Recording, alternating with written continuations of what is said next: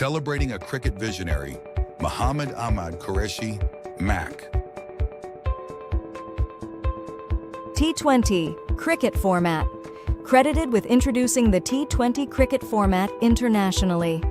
Broward County Cricket Stadium. MAQ relentless dedication brought Broward County Stadium to life, establishing it as a premier hub for cricket in the USA. US Open Cricket Tournament. Launched in 2009, this tournament has been pivotal in popularizing cricket in the US. Muhammad Ahmad Qureshi, a legacy beyond boundaries.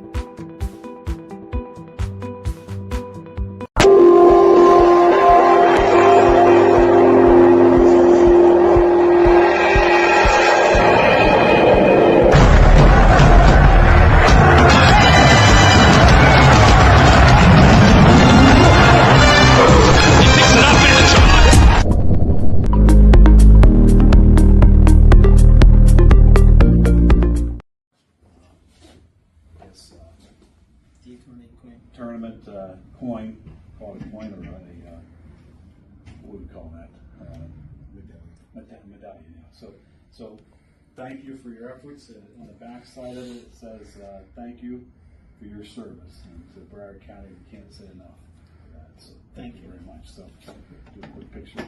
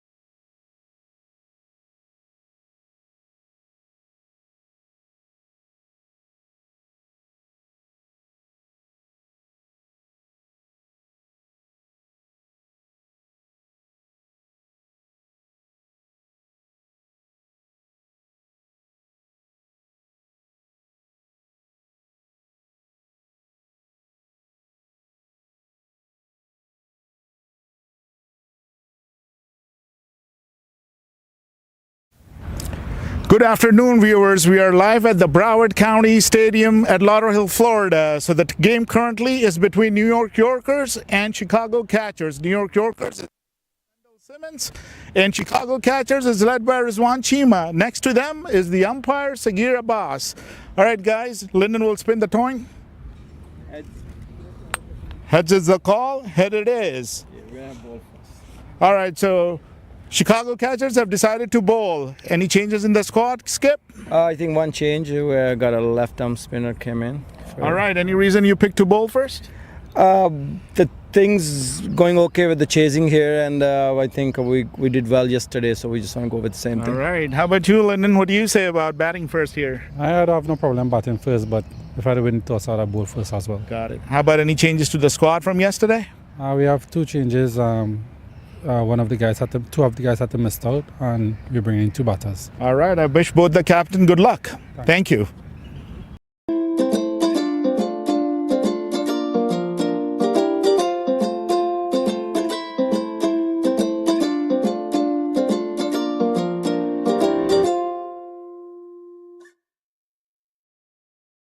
Celebrating a cricket visionary, Muhammad Ahmad Qureshi, MAQ. T20 Cricket Format. Credited with introducing the T20 Cricket format internationally. Broward County Cricket Stadium. MAQ relentless dedication brought Broward County Stadium to life, establishing it as a premier hub for cricket in the USA. US Open Cricket Tournament. Launched in 2009, this tournament has been pivotal in popularizing cricket in the US. Muhammad Ahmad Qureshi, a legacy beyond boundaries.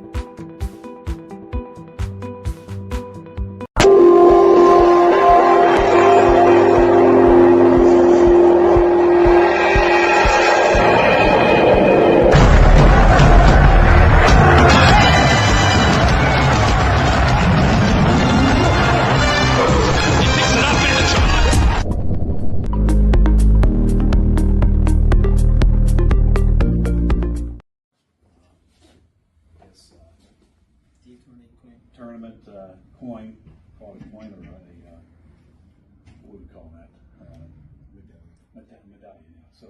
So thank you for your efforts. On the back side of it, it says thank you for your service. And to Broward County, we can't say enough for that. So thank you very much. So do a quick picture.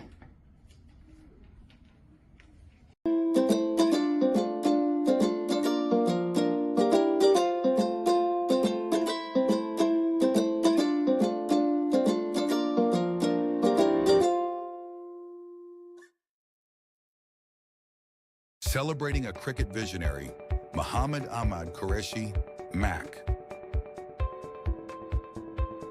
T20 Cricket Format. Credited with introducing the T20 Cricket format internationally. Broward County Cricket Stadium. MAQ relentless dedication brought Broward County Stadium to life, establishing it as a premier hub for cricket in the USA.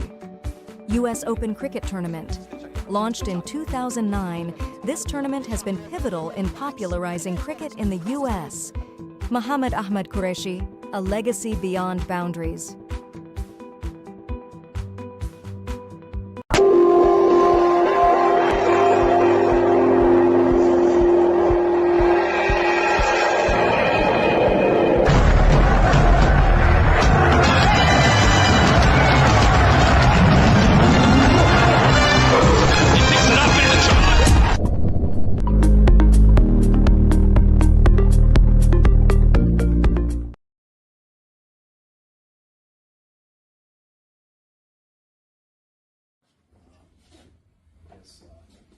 T20 tournament coin, called a coin or a, what do we call that? Medallion. Yeah. So thank you for your efforts. On the back side of it, it says thank you for your service. And to Broward County, we can't say enough for that. So thank you very much. So do a quick picture.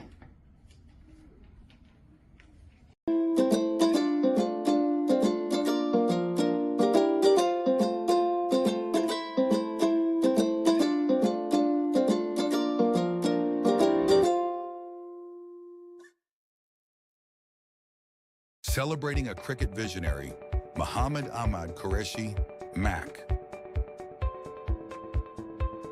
T20 Cricket Format. Credited with introducing the T20 Cricket format internationally. Broward County.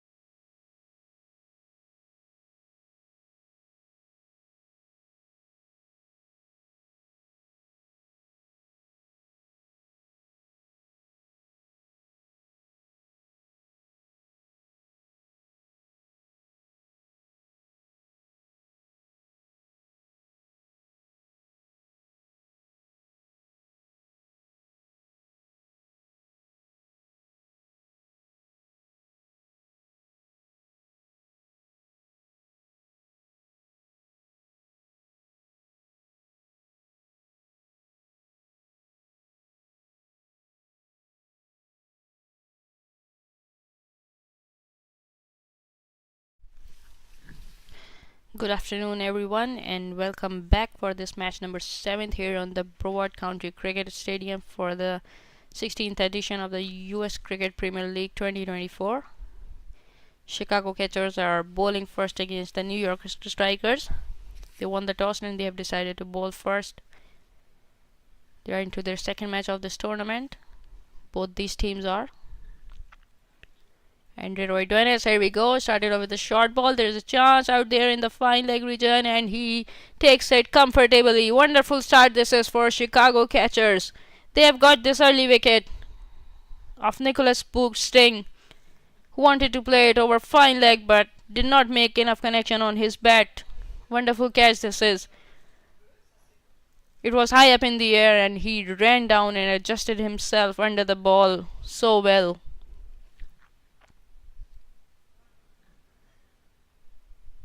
Wonderful start this is for Chicago catchers. Not so good for New Yorkers. They have lost their first wicket for no run on the very first ball of the match.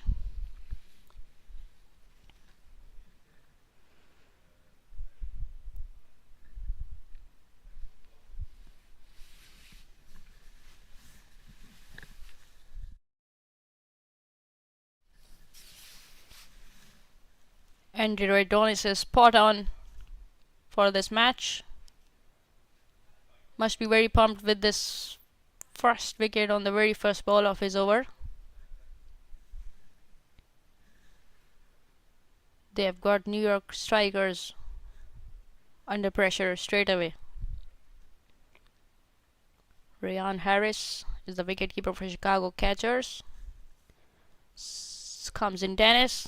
Bowls to Sumit Verma. One shot of the over has been signaled by the umpire.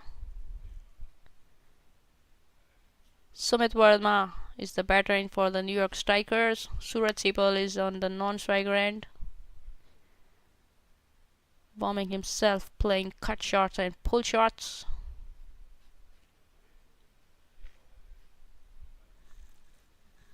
And Roy Dennis comes into Sumit Verma, who is a left-handed batsman. Oh, he bowled a decent length here, but signaled wide by the umpire. It was way outside the off stump. He's bowling quick. I guess one of the quickest in this tournament.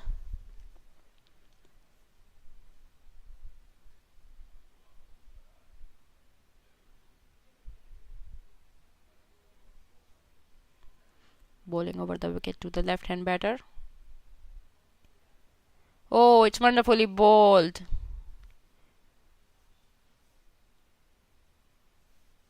It's a decent ball, hit the right area. Sumit Verma could not extend his feet to reach to the pitch of the ball. And Roy Dennis telling himself to bring the batter on the front foot. Great understanding with the new ball.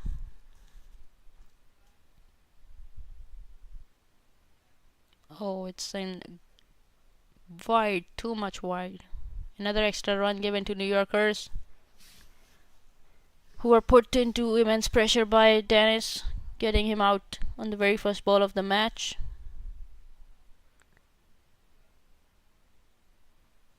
So if you have joined us, we are here today for our second match of the day, 7th of the tournament, and we are in the day 3 of the US Premier Cricket League 2024.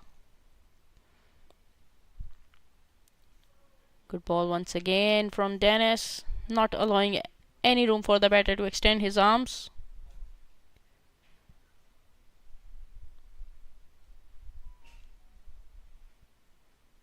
Sumit Verma is the batter for New Yorkers, wearing jersey number 76. Suraj Sipal is on the non-striker end.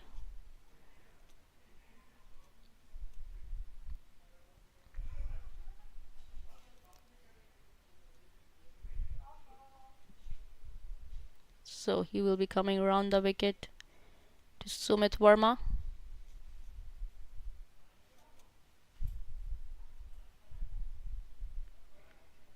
Yes, it was well bowled on the hard length, guided away towards third man for single run. Very good bowling so far from Andrew Dennis.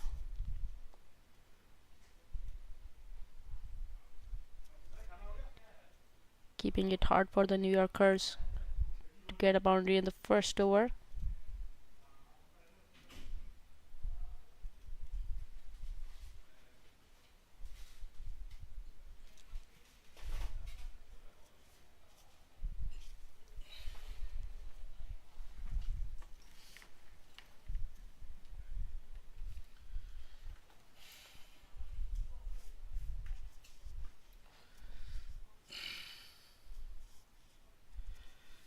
So, what will happen? Final delivery. Helped on his way, fine, and the boundary there. Yorkers has now moved on to 7 inside the first over, and wow, what a start. Yes, definitely a loose delivery to end this over. He has been bowling wonderfully there. Now he's one more ball to go. Yeah, so then it's No, it's over. Yes, in the deal with this. So the catchers having won their first game yesterday, looking at the second win and joining LA Lions in the semi-finals. They qualified in the first game of this doubleheader here today. They scored a second victory over the DC Eagles, and they are into the semis. Catchers with a win here would all but qualify as well, as again 5-team US Open Cricket Championship week long here in Fort Lauderdale, Florida. Semi-final set for Friday, final set for Saturday. Day and night encounters. So it's interesting. If you're around, come around and watch. And if you're online, if you're on the MAQ website, you're on the MAQ app, on MAP social media, then stay tuned. Exciting cricket happening here in the US. Coming in, Leslie from the southern end, the pacer from Jamaica, bowling just outside off to the left-handed Verma. Pushed into the covers and raced back for a second is Verma. And taking the score here to 9 as the New Yorkers, they lost yesterday, my memory serves me well, led by Lyndon Simmons, is the New Yorkers. They'll need a win here. Amen. Yes, sure they do. It was a wonderful fielding from Chicago catchers. Leslie in this time down the leg, wide, and may very well go fine, and should indeed be four wides. A badly directed delivery there from Leslie, and the New Yorkers has benefited. Not good bowling. Yes, definitely not on the spot this time from Leslie, giving away those extra runs to New Yorkers who were under the pump straight away by Dennis. He got the man out on the very first of the ball, but you don't want to give those extra runs to them, especially in the power play. So Chicago catchers not after the best start, 14 runs given away so far, and the argument is Leslie needs to get his radar. Here he comes from Southern, good fluent run outside off, lifted over cover, should not go to the boundary but should comfortably too, pitched up somewhat, the left-handed Verma that's left in it, and it is indeed 2. Yes, good running between the wickets, and it was a well-timed shot. He did not put so much power on that, but there was a pure timing to get into the gap between the cover fielder and the point fielder. Verma. So again, New Yorkers, they'll be looking to set a decent total. One toss. Yes, Chicago catchers won the toss and decided to bowl first. Indeed. Leslie looking to bowl much straighter and firmer. This time again down the leg, not getting his range. Signal wide, comfortable by the umpire. So I've had 4 wides and another wide here. 5 wides in this over so far. 2 legal deliveries have been bowled. So Leslie not doing a good job for the Chicago catchers team. In fact, he did arguably better yesterday in the catchers opening victory in their first game. Leslie, it must be pointed out, plays domestically for the Jamaica Defence Force in Jamaica. The Jamaica Defence Force is the army for Jamaica. They have a sports division. And Leslie comes in, brings back the delivery to Verma. Better this time. He came around the wicket to bowl to Sumit Verma. Yeah, it's quite difficult for him to bowl over the wicket because the wind is blowing so fast and the left-handed is facing him, so it's difficult to create that angle. So I think it's a good change for him coming to the around the wicket. And the team he plays for, the Jamaica Defence Force, it must be pointed out, produced West Indies players, the likes of, most notably Sheldon Cottrell, once the top person in the IPL a few seasons ago. Here comes Leslie, outside off, beating all ends up to Verma, fishing at that delivery, pitched up outside off. Yes, it was bowled beautifully, and there we saw a good swing in this ball. Yeah, so whenever he hits a spot, he can cause problems for batsmen, especially with his pace, Leslie. However, he's struggling at times for accuracy. I mean, and maybe the left arm, right arm is also giving him problem. But he's now over the wicket to the left-handed Verna. Is Leslie outside off, a little bit pitched up, but guided nicely between backward point and point. Single for Verna. He goes on to 6. The New Yorkers, they have gone on now to 70, and we're still inside the second over of the power play here in this interesting MAQ sponsored US Open Cricket Championship clash. Yes, obviously a good start for Team New Yorkers. They are on 18 on their 2 overs mark. Leslie has bowled well since he changed his side. Now he's back to bowling over the wicket to the right hand batter. He will swing it away to him. He has got slip in place. He has got the talent, the natural swing. He might want to work hard to get his accuracy right. Final delivery of the over. Can Leslie produce a wicket? No, he doesn't. He pitches, over pitches, and helped over the backward point region into the boundary. 2 bounds, as the case may be. Sepal doing very well. Too much width on offer there for Leslie, and well taken. Yes, not a very good ball this is. There was too much width and easy extension of arm for the batter. Even though there was a fielder placed, but no chance for him to stop this ball. So that's an excellent end to the over on the part of the New Yorkers. They're now 22 for 1, going at over at 11 runs per over. This is the second fixture of double here at the Broward County Stadium, and it's the MAQ TV US Open Cricket Championship.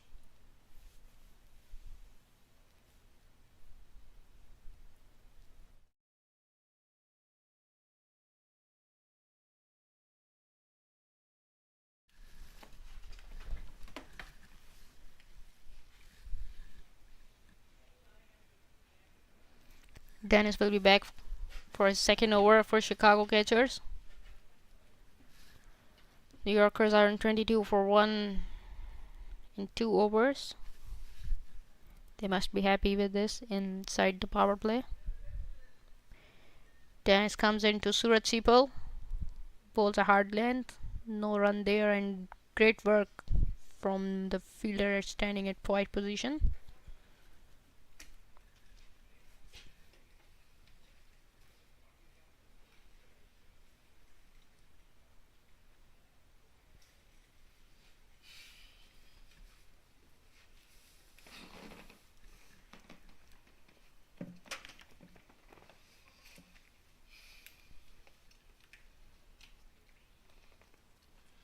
So here we go from the northern end. Well played, well bowled, good delivery to the left hand now. Back off a length. Had to be playing on the up there. Sepal, solid defensive shot. Yes, well cleared in the end. He had no margin to push this one. Otherwise, it would have gone straight into the hand of the Dennis. So Dennis, bowling from the northern end, around wicket to the left-handed. Verna comes in, bowls, pitch up outside, forcing the batsman into a false stroke. Could have been an edge there. Applauded by the keeper. One of his better deliveries so far this innings. And he has bowled a no ball, and free hit has been signaled by the umpire. And apparently it was a 3-inch no ball as shown by the umpire. Okay then. That's a new one for me. 3-inch. Meaning? It means that he asked the umpire how much ahead I was, so he showed his palm to him.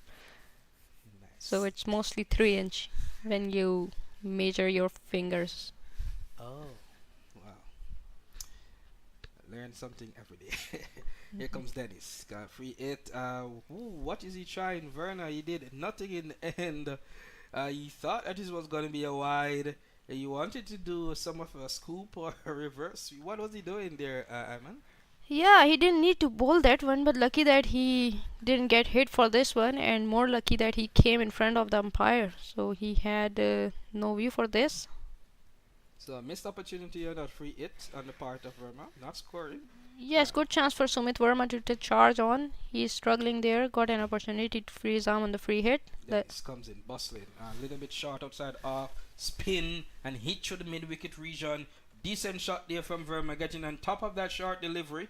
Not at great pace from Dennis, and he has gotten full purchase of 4 runs. Yes, very good shot in the square leg region. There was no fielder there. Bad ball. This is from Dennis. No speed was offered on this ball to make it difficult to hit. Yes, so Dennis here, another a member of the Jamaica Defence Force cricket team there in Jamaica, plays at the first class level in Jamaica, and the argument is he's not necessarily bowling well here. Let's see what happens. Dennis going now over the wicket to the left-hander, trying to angle it across him this time. Work down to the third man for a single, moving the score to 28. And the Seapal is now on 8, and Summit Verma is on 11, and Dennis not necessarily doing well here, is he? Yeah, he's okay.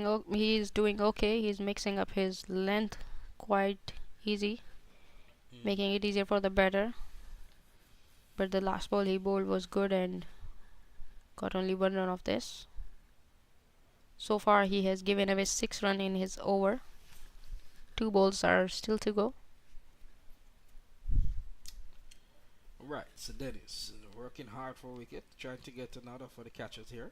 He comes in bowl over to the right-handed, short and lifted high. The square leg fielder comes around and takes an excellent cut, diving down in front of him, and he has gotten the breakthrough, Dennis, in this over. The second wicket of the innings, an attempt there at a pull shot. The ball rose on him, but the fielder out in the deep kept his eye in and dived in front, and in the end has executed a wonderful catch. Yes, it was well bowled by Dennis, but not a very good shot from Suraj Seapal. He played it in the air. We just saw a couple ball earlier that how well Sumit Verma played a pull shot, played it safe, played it down the ground. So it's one of two things. Did the extra pace, because I see he's holding the top edge of the bat. So it's either one, he didn't get on top of the sharp ball, or two, the pace hurt him and he's not getting a good hold of that short ball. What happened? yes, I think it's both. This ball was quicker than the other one that went for a pull shot, but again he played it from under the bat to loft it. He would have pulled it coming forward and onto the ground. Okay, so the catchers have gotten their second wicket. They must be feeling well. Remember, they defeated the Dallas Smashers in their first game yesterday. The catchers, largely Jamaican contingent, if not West Indian contingent in this. One of 5 teams here at the USAcricket Open 2024, and they are doing fairly well for themselves with this decent start, 28 for 2 for the Chicago Catchers. The New Yorkers, led by Lendell Simmons, the former West Indies international, who many of us will remember for helping the West Indies win 2 World Cups in 2012 and 2016, beating Sri Lanka and England in the final. Lendell Simmons, he's expected to come to the crease soon as well. But for now, the New Yorkers, they are 28 for 2. Yes, hoping to see Lendell Simmons early in this innings. Couldn't get most of him in the previous match. He did well for his team. He did captaincy very good. He made that match very interesting at the end, even though it was slipping away from their hand, but he made some great changes in the field, build pressure. Unfortunate to get over the line. Then it's some sudden end, comes in bold. This one pitched up, hitting leg and angling down. The left-handed Verma tried to open up to work that one, missing out eventually. No run added to the score. We're now in the 3rd over, and yes, good start by Leslie. He has to continue bowling on this line and length. It would be very difficult for the batter to charge him because the ball is swinging back into him. So comes in, pumping, arms. Nice. This one, pitch in middle, worked into the middle wicket region. Comfortable single from Verma, well played. Verma is so far been 12 from 17. But he has been very watchful. These type of batters you tend to like in this format of the game early in the innings, especially if he has the ability to up the ante. He's taking his team to 29. We're inside the fourth over of the power play, in which 2 fielders are allowed outside the restricted infield circle, and us providing more scoring opportunities for the opening batters. So the bowlers has to be on the air game, because if they're slightly offline, they could be punished. And so far, not bad. They have a run rate of 8 runs, the Yorkers. Yes, they are going so well, and yes, Sumit Verma type of batters are always needed in the T20 side. You want someone to play that anchor role and then build that partnership and be able to execute in the end. Oh, very well bowled by Leslie. Majan Blower Swung is away. a new batter. Leslie demonstrating his ability there to pitch the ball up and leaving the right hander. Is his first delivery, Anibrand Majamdor, but he faced a very good delivery. Anirban Majmundar contributed well for his team in the previous match.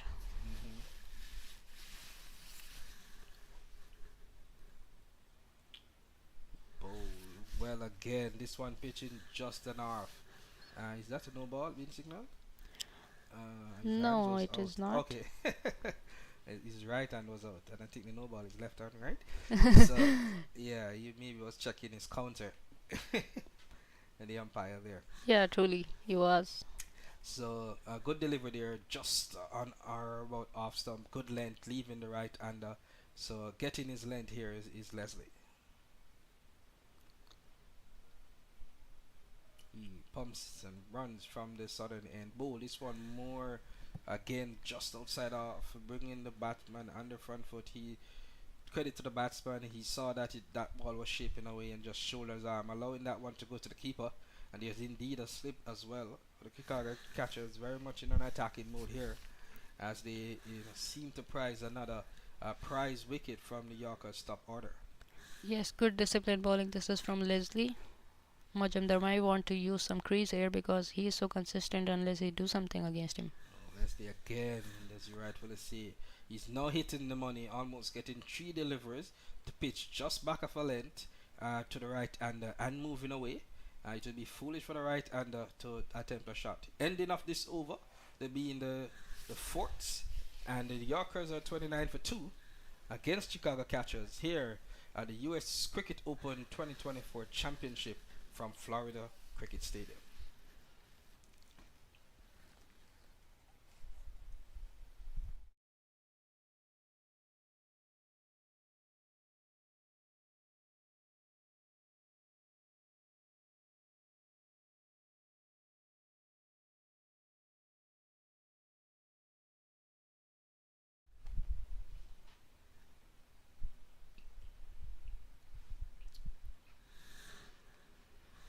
And now, being introduced into the attack is Ganizi. We were calling the game between the Dallas Smashers and the Chicago Catchers yesterday, Anwar, and we saw whereby he was a top bowler, Ganizi, and he bowled excellent Yorkers. He got some, he was on a hat-trick at one stage, and do you believe he'll produce today again? Yes, I truly believe so because he seemed to be a good bowler. And he comes in from the north. Bowled a little bit short, guided down to third man by Verma. Not necessarily hitting his Yorker in full length as per yesterday as yet. That's his first delivery. Warm up, some would say. But I agree with you. I mean, all things being equal, he seems to be one of those bowlers who can, hit that Yorker full length wide of the off stump. His accuracy seems to be up there.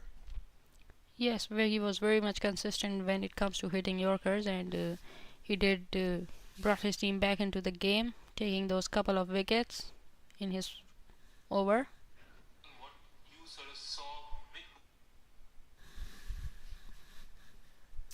So, Ganizi running in, looking for the third wicket for catchers. Pitched up, edged, very thick, down to third man.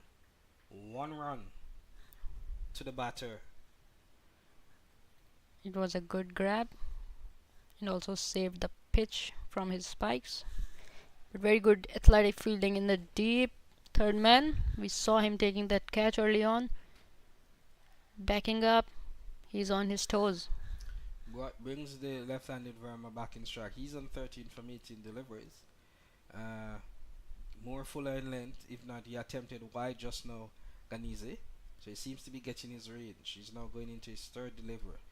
Will we see that Yorker, difficult Yorker? No, it wasn't. Still short of a length outside of good pace though. Batsman beaten. Batsman not known necessarily where his off stump was just now and just left leaving his bat hanging.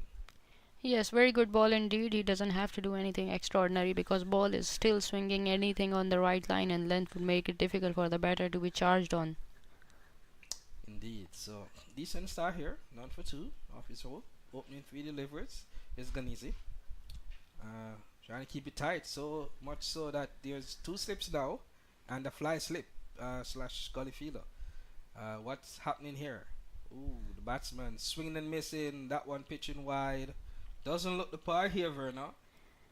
For some strange reason, I don't know if the pace there of Ganize is a problem or is just the length. What's happening?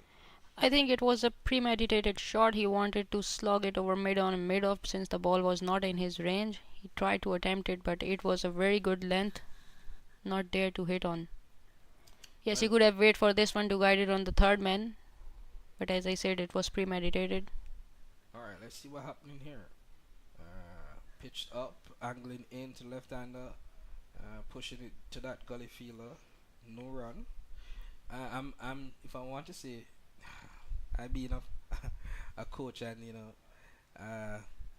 let's say the certified coach, if I may add, I hate to see top order players look scratchy. Scrappy is the word, like how Werner looks. Because this is a pacer, you cannot be in the top 3, and your technique seems to be so off.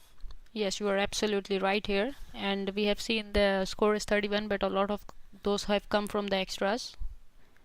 Alright, coming in a little bit closer, guided past the backward point fielder for 1, looking for a second, but is backed up by the third man fielder and cutting off the potential of a second run and keeping the over as tidy as it could be. There are 3 runs coming off that first Ganize over.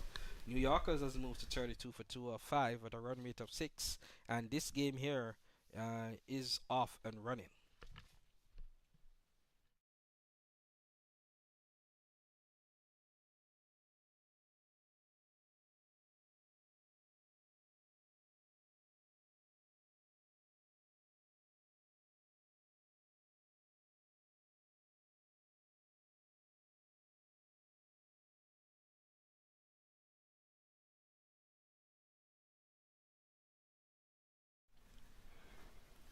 So 5 overs has been completed. We are still inside the power play and the runs are 32 for the loss of 2 wickets. New Yorkers would surely like to see these batters taking some charge here, using the most of the power play. But the bowling from Chicago catchers has not allowed them to take charge.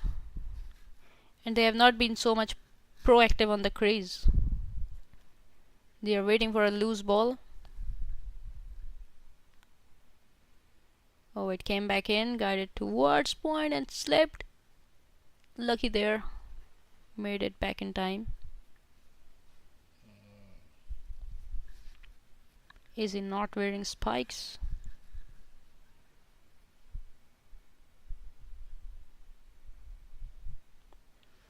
Leslie into his 3rd over. He's bowling well from round the wicket against a left-handed batter. Once again, good ball this is, and they had a protection in the deep. I have not seen anyone playing lofted shots. It could have been a chance there for Leslie, but a relief for New Yorkers to be able to rotate the strike. Yeah, so not bad going in this Leslie over, and he's ended the previous over on the money with 3 excellent delivery, outswingers, and he's continuing here. Majumdar is the batter for this New York team. Yes, Majumdar had no clue against those outswingers. He has to figure a way out of it.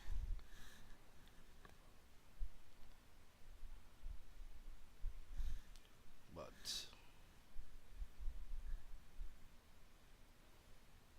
running in now is Leslie. Little shimmy to the leg side, misfield there, going through the backward square fielder and hitting the ropes just about now. 4 runs. Leslie looking at the fielder, quite staring down and unnecessary, going through the feet, going through the legs. 4 runs given away. Yes, not the best of the effort from the fine leg fielder. Leslie have every right to be mad on him. It wasn't a bad ball. He had a protection for this ball. Yeah, bowlers don't like to see that. Leslie comes in now, pitched up and pushed and hit over cover. And funny enough, over the boundary as well. Just clearing the ropes. And didn't look very much, in terms of like full control of that shot. But he just played through the line, using the pace of the delivery and going over cover and getting the full maximum effect of a 6 was Majumdar. His first boundary of the innings. He's smiling there, but you get is one of those shots you maybe say lucky shots in cricket. How it looks to you? Yes, it actually was sailed away with the help of the wind as well. He had struck it well with his bat. Didn't look so good, but he made a proper connection and ended up getting 6 for his team. Keeper walks up to him and they were running a joke as if you can't do that again.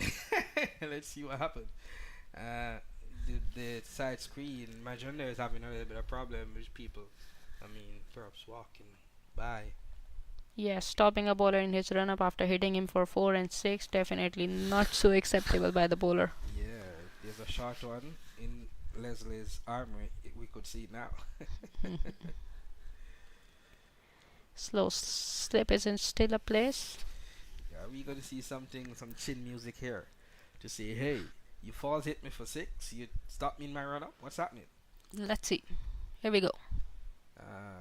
No, it isn't. Pitched up in the waist level, back up a length, and just guided down to third man for a single.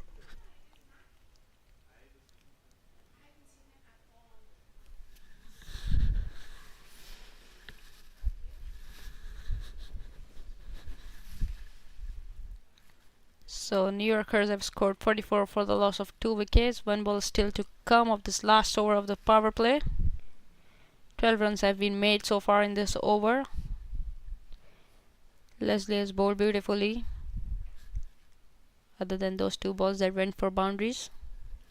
1 was a misfield, so apparently just 1 ball, and it was a good shot indeed. Oh, he wanted to play it on the fine leg, and he has no one to blame but himself. Yeah, not looking particularly good in that instance. Brings an end to the over. Brings an end to the power play as well. 44 for 2 are the New Yorkers. 7 runs per over from it. Decent, but not necessarily ideal. But it's a start nonetheless. They are playing at Chicago Catchers, who won their first fixture and are looking to win their second, perhaps book a spot into this 5-team tournament, the semifinals for Friday. New Yorkers, having lost yesterday, need to win this game to get back into the thick of things. So at the end of the over, 44 for 2.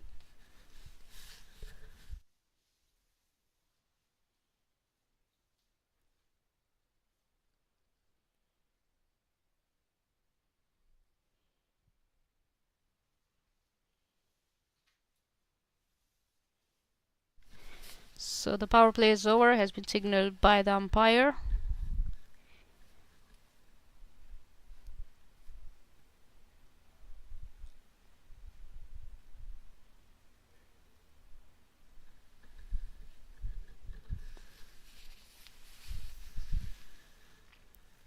Sumit Verma is out there on 15 runs on 25 balls, and Irban Majumdar was on 12 on 8 balls. Rahimullah Ghanizai is coming back for his second over outside power play.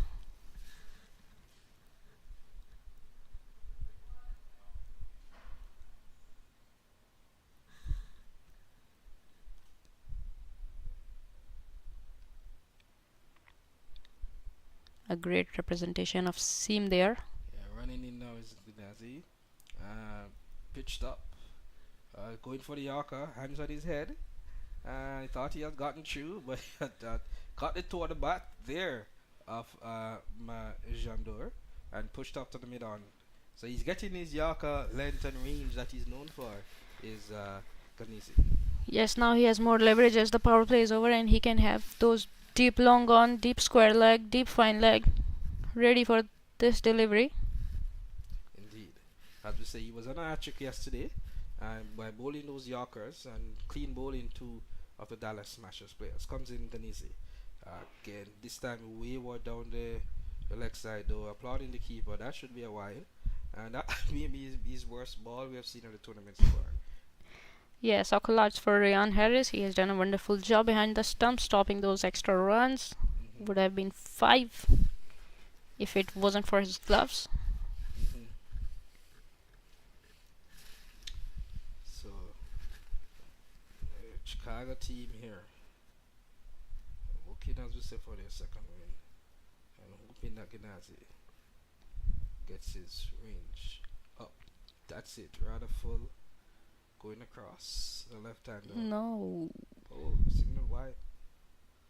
Signal wide.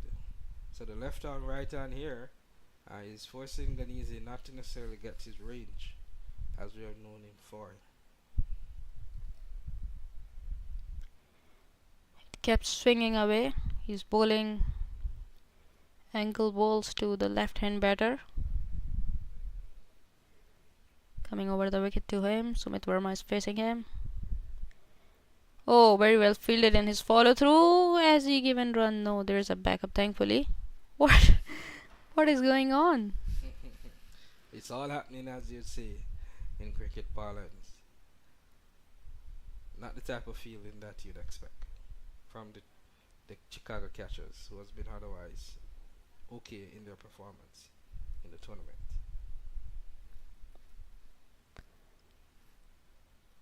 Two wides of this over so far. 3 runs have been made. 4 balls are yet to come. Running in here is Ghanisi over the wicket, around the wicket to the left-hander, and pushed in the extra cover region. A single on offer and taken, and bringing the score to 48 for 2.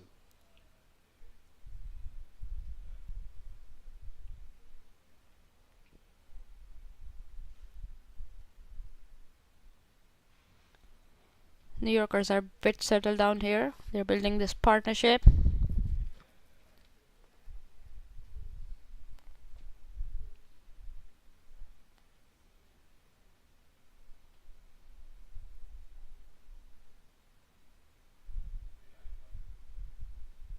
Ghanisi, winning his fourth delivery, a nice ball that swing in, swing too much, going on leg, a huge appeal for LBW, signal not out by the umpire.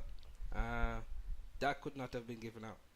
Yes, obviously I don't think so. It was in front of the wicket, but it was very well bowled by Rahimullah Ghanizai. Created that opportunity. Have a look at this one. Definitely above and going down the wickets.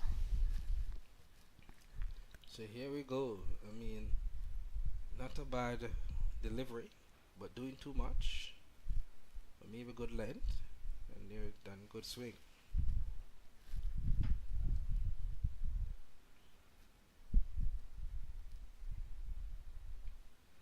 Okay, this time wide, and try to help over. Lucky there it came back in at the last, otherwise it would have been a wide ball. Yes, that was almost on the line, wasn't it? Yes, it was. The batter there, imagine they tried to guide it over the short third man area, missing totally. But Ghanisi seemed to be bowling at a good pace, and now he's getting swing, adding to his accuracy that he's known for. Yes, I like his seam presentation. Hmm. He's holding the ball and letting it swing. Even in the 7th over. Oh, very well bowled. Came back in and well defended on the front foot by Majumdar. He likes to take his time. Indeed. So we're now at the end of this over, the 7th of the innings, 48 for 2. And run rate was a bit higher at one stage at 10. It has now dropped to 7. But the Yorkers are looking to get a good start to set a strong total against Chicago catchers. And it is so far even Stevens affair.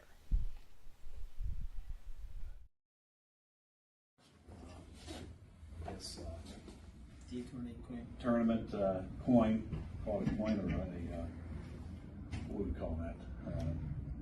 Medallion. Yeah. So thank you for your efforts. On the back side of it says thank you for your service. And to Broward County, we can't say enough for that. So thank you very much. So do a quick picture.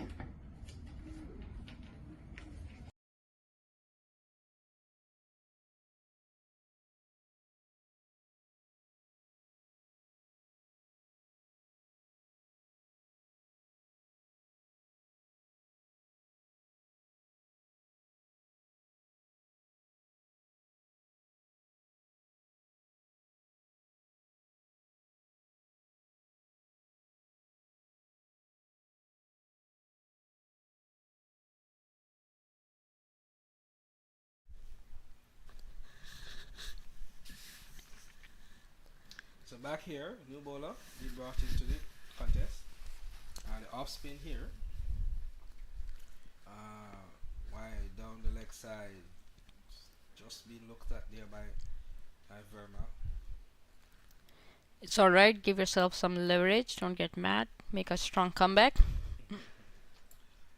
Daly took Verma. Flighted, pitched up and pushed down to mid off. A comfortable single.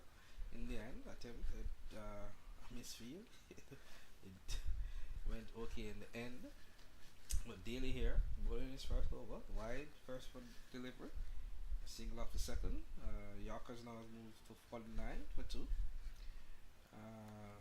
at 50 for 2, and they are hoping to make a comeback. The Yorkers, this Lendell Simmons led Yorkers, having lost yesterday.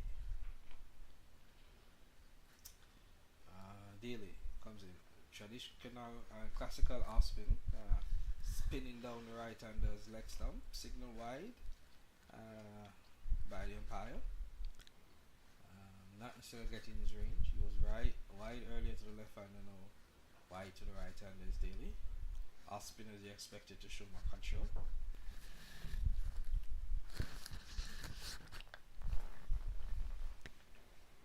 Dot ball for New Yorkers. Yeah, so much better delivery there compared to the ones that were bowled earlier by Daly. And let's see what happens here. He comes in, bowls just outside off. Played on the front foot. Was Majumdar. Majumdar is stuck out there, using the crease to create some room for himself. Wanted to play it on the mid-wicket region. Swinging and missing. Ball, baloo to the slip fielder. Made a comical appeal. But swinging and missing was Majumdar there. To the off spinner. That ball flighted outside. Here we come again. Daly flighted, turning in to Majumdar, pushed into the covers. Comfortable one. So here we go with the replay, swinging and miss, hitting the keeper on his glove and going to slip. Yes, lucky that it didn't spin at all. It remained straight. Yes, indeed. So the scrappy looking Verma, shirt out of his pants and fidgeting. He now faces Daly hitting the pad, bowling from around to the left hander, angling down, leg by in the end. And how do you describe Daly's bowling so far? Yeah, actually he didn't go for plenty of runs. Whenever he bowled legal balls. He was on the spot. Other than those two balls, he's very good. Yeah, you expect that from off spinners. 53 for 2. End of the over. And the New Yorkers are on their way. So a young fast bowler from Karachi, Arbaz Ahmed, is on his run-up, ready to announce himself in this US Open Cricket Premier League 2024. He is a part of that recruitment process that was happened in Karachi, where over 400 participants filled in, and he's the lucky one playing here today for Chicago Catchers. A bit of a march there on his run-up.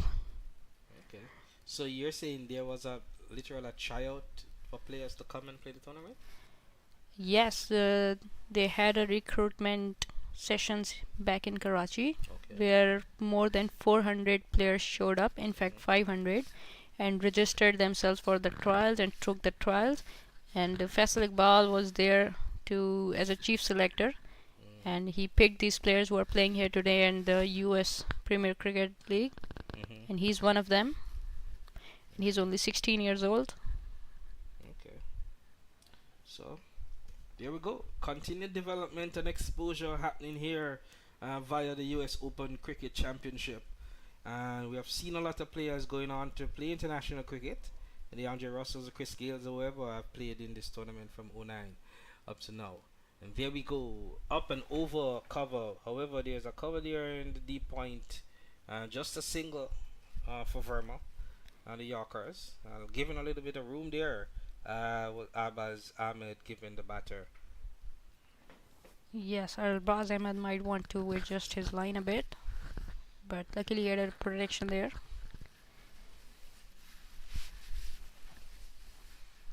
What's interesting, I like to see young players getting the opportunity to prove their worth. If you say he's 16 and he does well in a tournament like this, gets on the radar, could be playing for Pakistan under 19 team shortly. Even though the under 19 World Cup is out, I believe a year away from now, but who knows? Yes, if he keep working hard, there's always room for everyone to come and play and represent the country, but all you need to do is to stay consistent with your efforts. Good try there. Indeed. What doesn't look express at this stage. I mean, lanky. I mean, you didn't, at least for a start, nice thing. If he develops speed, I mean, and the accuracy, who knows? And get some body eventually in 3-4 years. Who knows? Yes, surely. This is the stage where he can get his videos out and his coaches can see him and look for the improvement. Indeed. Into his run-up, into his action, and how they can add speed, because he's just 16-year-old and he has 3 years to represent Pakistan in under 19. Yeah. So it's that age. We call it the Colts age. And the argument is you just need exposure, opportunities, gaining in confidence and stature. Arbaz Ahmed from the northern end, medium pace, on the stump. Good bowling. Work to backward square inside the ring. And just a single.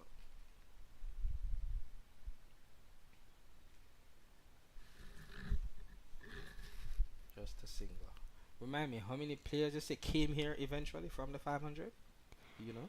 I cannot tell the exact count, but I will surely get it for you. Okay, Verma, standing, looking to stand and deliver, and hitting that ball wide. Wow, job catch. In watching his first over, Ahmed could have gotten a wicket. However, the fielder, Ganese, who's generally a good cricketer, he could not hold on to that. Is it Ganese? But the point is, little bit short, and however, in the hitting range. Oh, he took his eyes off, Yes, but it he is tried his Ganese. best, came in running, and wonderfully recovered there. Yeah, it is Ganese. So, drop catch, missed opportunity. How much will that be costly? Comes in is Ahmed. This one pitching up, hitting the pad, kind of a half peel. The batter looking to work it, Majender on the onside. Did he get a bat on it? It appears, yes. So he has gotten 2 runs. And that brings the end of the over as well, taking the score to 60. But there we go, Ahmed. Yes, hitting the top of the pad, but just angling down. And eventually also appears to have gotten an inside edge and 2 runs. So there we go, 9 overs down, 60 for 2 are the New York Yorkers.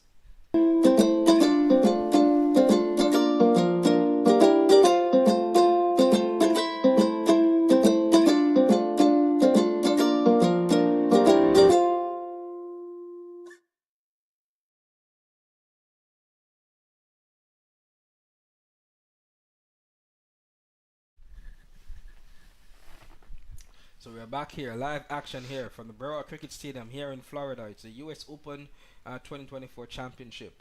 Daly, the off spinner, comes in bold. That should be signaled wide. Down the leg side of the left-handed Majendor. Not getting his range in his opening over as well was Daly. And what is happening here? This captain should be saying. Daly comes up, flighted this time. A little bit more close to leg stump. Worked to the mid wicket. Fielder there on the square. No run. Yes, he certainly need to concentrate on his first ball of every over. It appears. Daly comes up. Flighted outside off. Swinging and missing. There is Verma. Appeal for stumping and been given. Celebration from the wicket keeper. Sent back is Verna. That one was tossed up by Daly and he threw everything at it, missed eventually. The keeper collected cleanly, whipped the bails off, feet outside or potentially on the line, and he has to go. Wicket for Daly. It's now 60 for 2. The Chicago catchers are struck. Yes, it was lightning from Ryan Harris. He knew it straight away that he has got his man, and celebration from him was too good to see. They're all pumped. Chicago catchers, they have got the wicket here. Missed opportunity in the previous over, but got it in the next over on the second balls. So if I may dare say, the otherwise crappy looking Sumit Verna didn't look at ease, didn't look like a top order batsman for the most part, both in technique and temperament, if not style. He faced 33 deliveries, he made 20, but he's in the top order there for the New Yorkers. I don't know if he's going to stay there going forward. But Aaron, the Daly has struck, gotten his first wicket now. Proper stumping there. And so much so he the batter. He thought he's in. Yeah, I mean, he didn't even have the presence of mind. That's what I'm telling you. He just doesn't look like a top order player. Give them some room. They are here in the development phase. But yes, they are quite aged. They should be better than this. Daly comes in this time. So the new batter flighted outside. Simmons, he is. Indeed. Looking... This is how a top order batsman look. I mean, clearly he wasn't to the pitch of that, but you could see his technique and just watch that. Clearly showing his international pedigree from the first delivery here. Sending back his helmet as well is Simmons. Many thought he maybe retired just early enough. He could have made that T20 World Cup squad for the West Indies earlier this year. But he retired and he now plays largely on the T20 circuits around the world. So this New York Yorkers team has been captained by the Lendell Simmons, who led the West Indies to world titles in 2012 and 16. So we should be in for some fireworks if he gets going, Ahmad. Yes, we are hoping for that. Good to see coming early this time. Daly bowling, bringing Simmons on the front foot, respecting that delivery from the off spinner, well flighted, pitching outside off and turning in. And it was played beautifully, defended very well. Right. Daly comes up a little bit quicker and being just pushed to the point, sending back or telling his non-striking partner Majender to no run was Simmons. Just getting his eye in, feeling out the bowlers, one figure. Daly a little bit too quick. Simmons getting outside is off and covering up comfortably. Brought us to the end of the over. 60 for 3 are the New York Yorkers, and they are playing the Chicago Catchers in this day 3 of the 2024 US Open Cricket Tournament here live from Broward County Stadium in Florida, brought to you by the MAQ Group of Companies.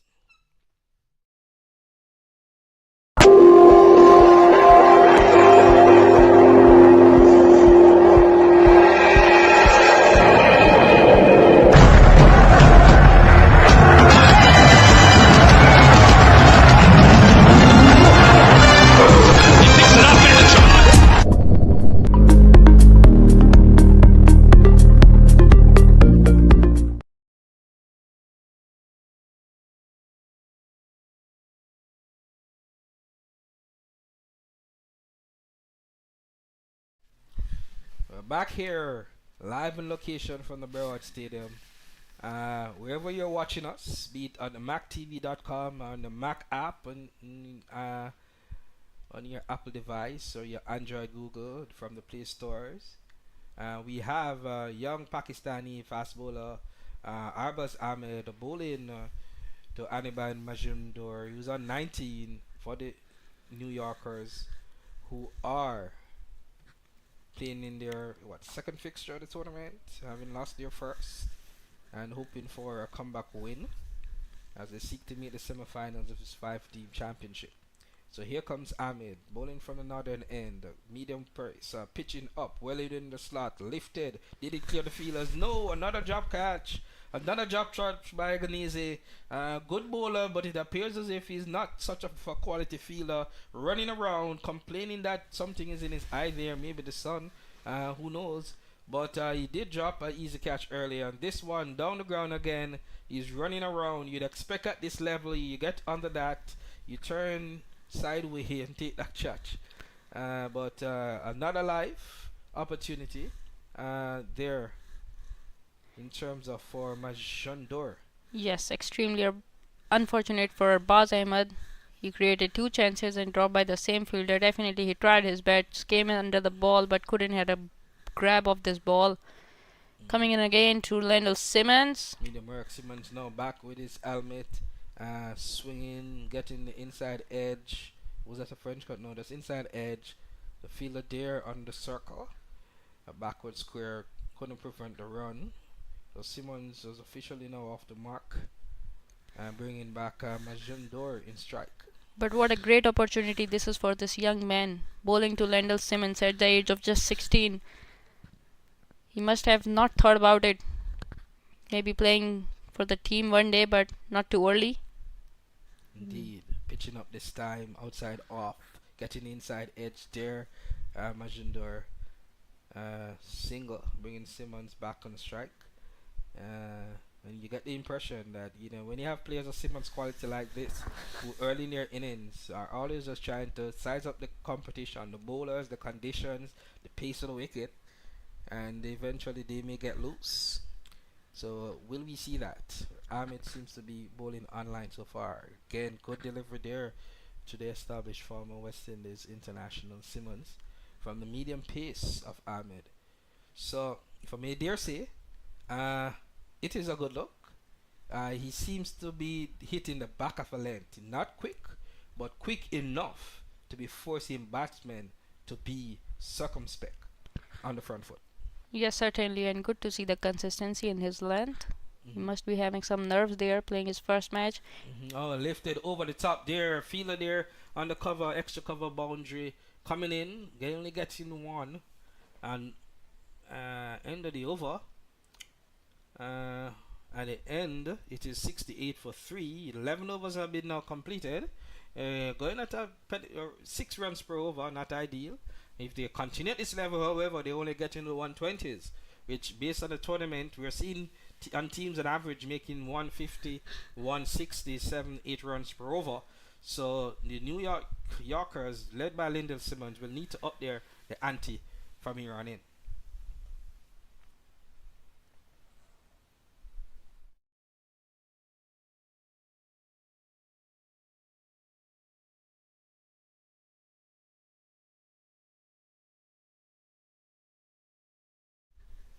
We're back. Daly continues. He now bowls, flighted up in the area, slogged down the wicket and over a long off for 6.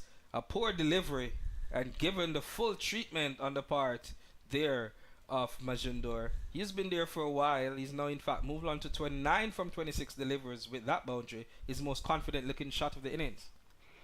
Yes, as I was talking about that, he certainly needs to look into his first ball of the over. And it was over pitched and well strike by Majumdar.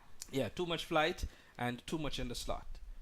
A little bit flatter, shorter, a little bit of shimmy there from Majumdar. First backing off the square and then getting Daly to push it down his leg. Too short and helped over the boundary. Ropes for 4. Yes, it was a good shot indeed and a very bad ball. It was short pitch and easily, comfortably lofted over square leg. So looking for more, accomplished. If not, middling the ball much better. Confidence is rising for Majender, and good double boundary. What will be Daly's response? Daly comes in again, throws it up, and it should be 6 here. It is. Bad bowling continues. It is like throwing it up and hoping the batsman doesn't pick it. But Majender is seeing it big just now, hitting through the line, straight down the ground. 6 runs. Yes, not so good this time from Kevin Eddy and Orlando Daly. Over pitch deliveries to Majumdar. Easy strike for him. He's all settled there. He has played 28 and scored 39 runs. He might want to bring some variation into his bowling or bring his stock ball, which he did earlier in his 2 overs. Yes, indeed. So Daly not getting his length or his pace correct. This time shuffling in front of off, anticipating the spinner coming in, and tickled fine. 4 more runs. What an over. Majender is having the time of his life against Daly. Yes, it's all over. He's all over him. Been able to execute everything into the gap. Not very good from bowler this time. He's bowling really short balls here, giving free hits away to Majumdar, who is very much set out there. Yeah, Majender certainly got the pace and the flight action covered, so he's doing a lot in the crease. What will be Daly's response? Again, flighted, pitched up, hit straight. Is it straight enough for 4? No. Come around. Is the mid-on fielder cutting it off in the end, lifting his head and saying, I missed out. Because that was another one in the slot that could have gone straight for 6. Yes, I was thinking the same. Lucky there, didn't get hold of it. Simmons, what will he do? Will he join the club? Flighted? No. He takes his time very responsibly, recognizing I'm just in. Majender is the one who is perhaps seeing it big. We don't need to lose a wicket or try anything. I mean, what I need to do, Simmons should be saying here, it's the end of the 12th over. I just want to see as much deliveries, if not take this team to the end. So 89 for 3 it is after 12.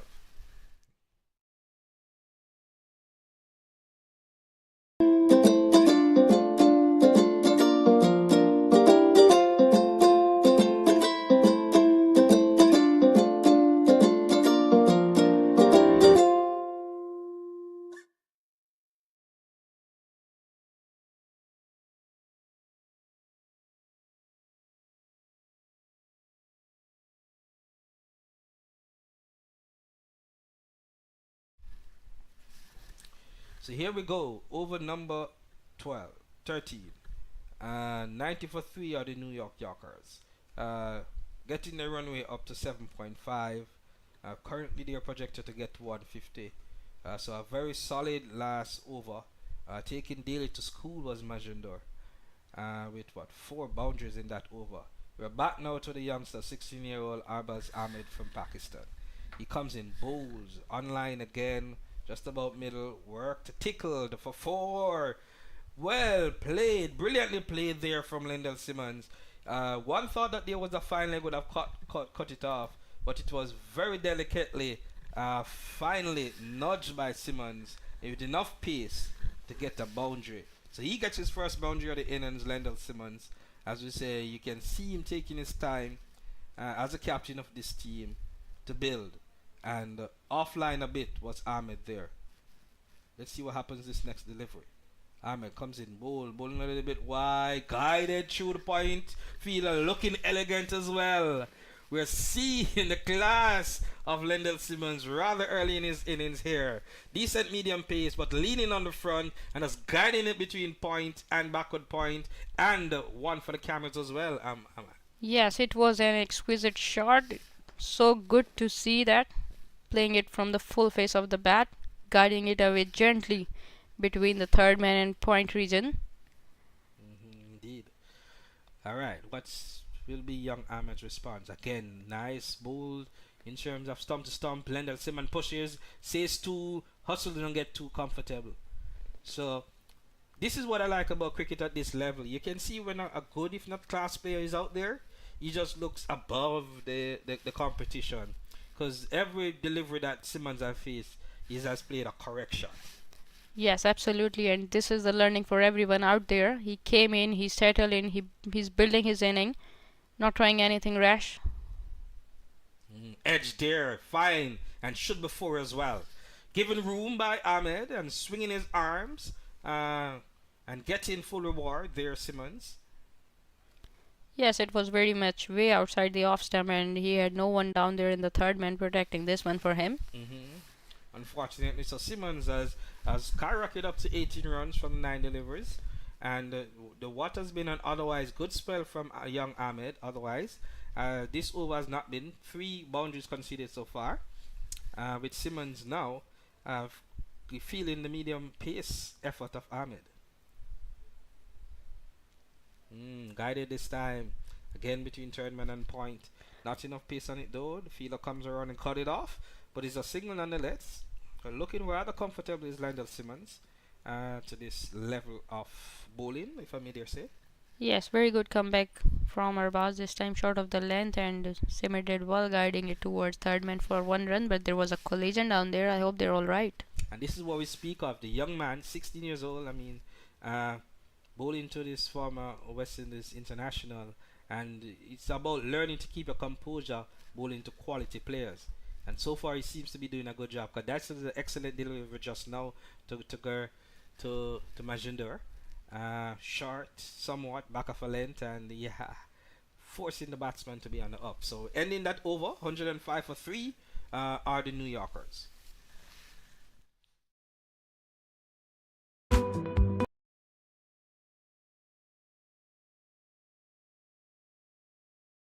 Celebrating a cricket visionary, Muhammad Ahmad Qureshi, MAQ.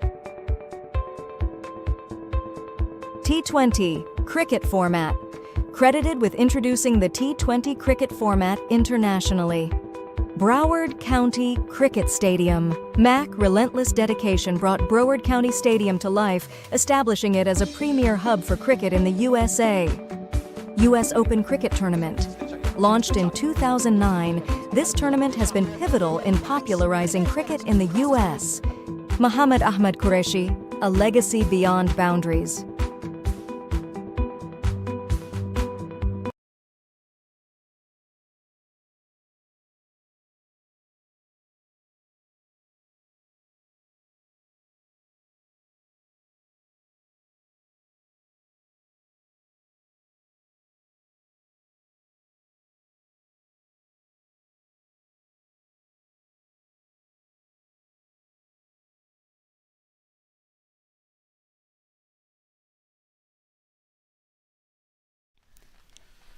So, changing bowler, he had to take off Daly just now, the captain. We bring on the left arm finger spinner in Ahmed.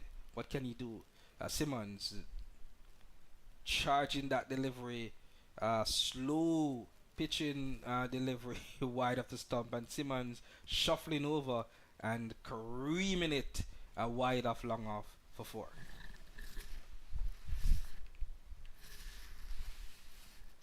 Looking good.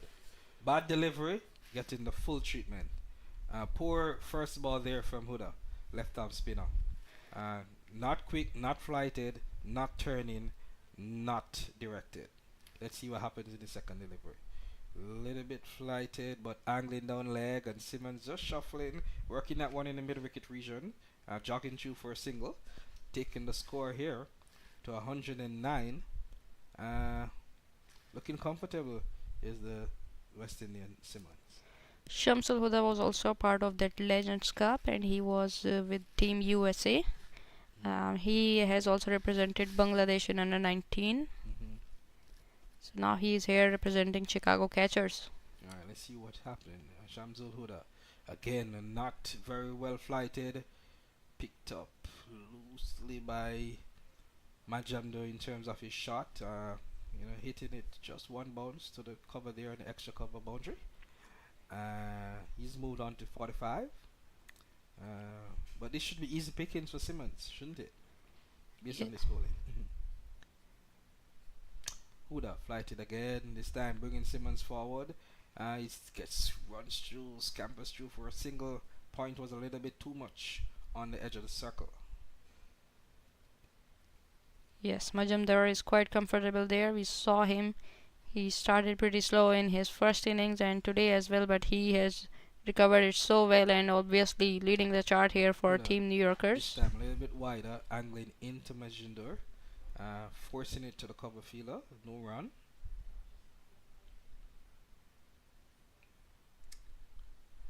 So a little bit for comeback here from Huda. He goes very wide of the crease and handling that delivery into the right hander. And he's bowling all over. So totally missed there for Majumdar. He would be disappointed. He was on 45. It wasn't the most fluent of innings, but whenever he did connect, he did get boundaries. But this time, not reading what appears to be, what do you call it, the arm ball, or just angled in. It was indeed the arm ball. And getting the wicket is the Bangladeshi former under 19 Huda, and it's now 112 for 4, the New York Yorkers.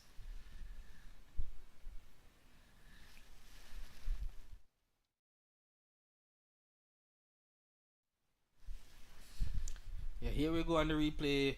Arm ball coming in. He goes wide of the wicket. His previous deliveries are going to be turned away from the right handers. This one coming in. Majumdar totally didn't pick it. And then it was a bit too late. Went between bat and pad. Hit the middle stump. And it's all over for Majumdar. He goes for 45. And bringing a new batsman here, Tamin Sukrodi. I guess that Tamin name says he's a Bangladeshi. Looks like maybe. Similar to Huda. Who Yeah, knows? he also got a tap on his shoulder when he was coming in from Shamsul Huda. Huda, exactly. So this is... This reflects he is. Yes, indeed. So it very much appears to be a young Bangladeshi batter here. Change of bowling here at the top end. Another spinner being introduced by the Chicago Catchers. We can see some rain coming in. Yes, indeed. Where is it coming from? The sky is clear. Indeed. We see persons as well at the ground staff, at the covers, watching to see what happened. Lyndon Simmons there looking to see and looking at the umpire and asking what's happening, backing off and stuff. So the umpires has finally made a call, and led by Simmons saying, "Are we going to play in this?" Walking off the batters of New Yorkers. Simmons is not out on 25 from 13 deliveries. The new batsman is yet to face the ball, Tamin Sukrodi. The New Yorkers 112 for 4 after 14. They're going at a very good run rate per se at this for this format at 8 runs. They are on target for a score of 160. All things being equal, the weather continues well. In fact, We are back. they're back. As per the umpire must be saying, we have been here a while and we know when there's a passing shower. Simmons felt that it was a permanent one.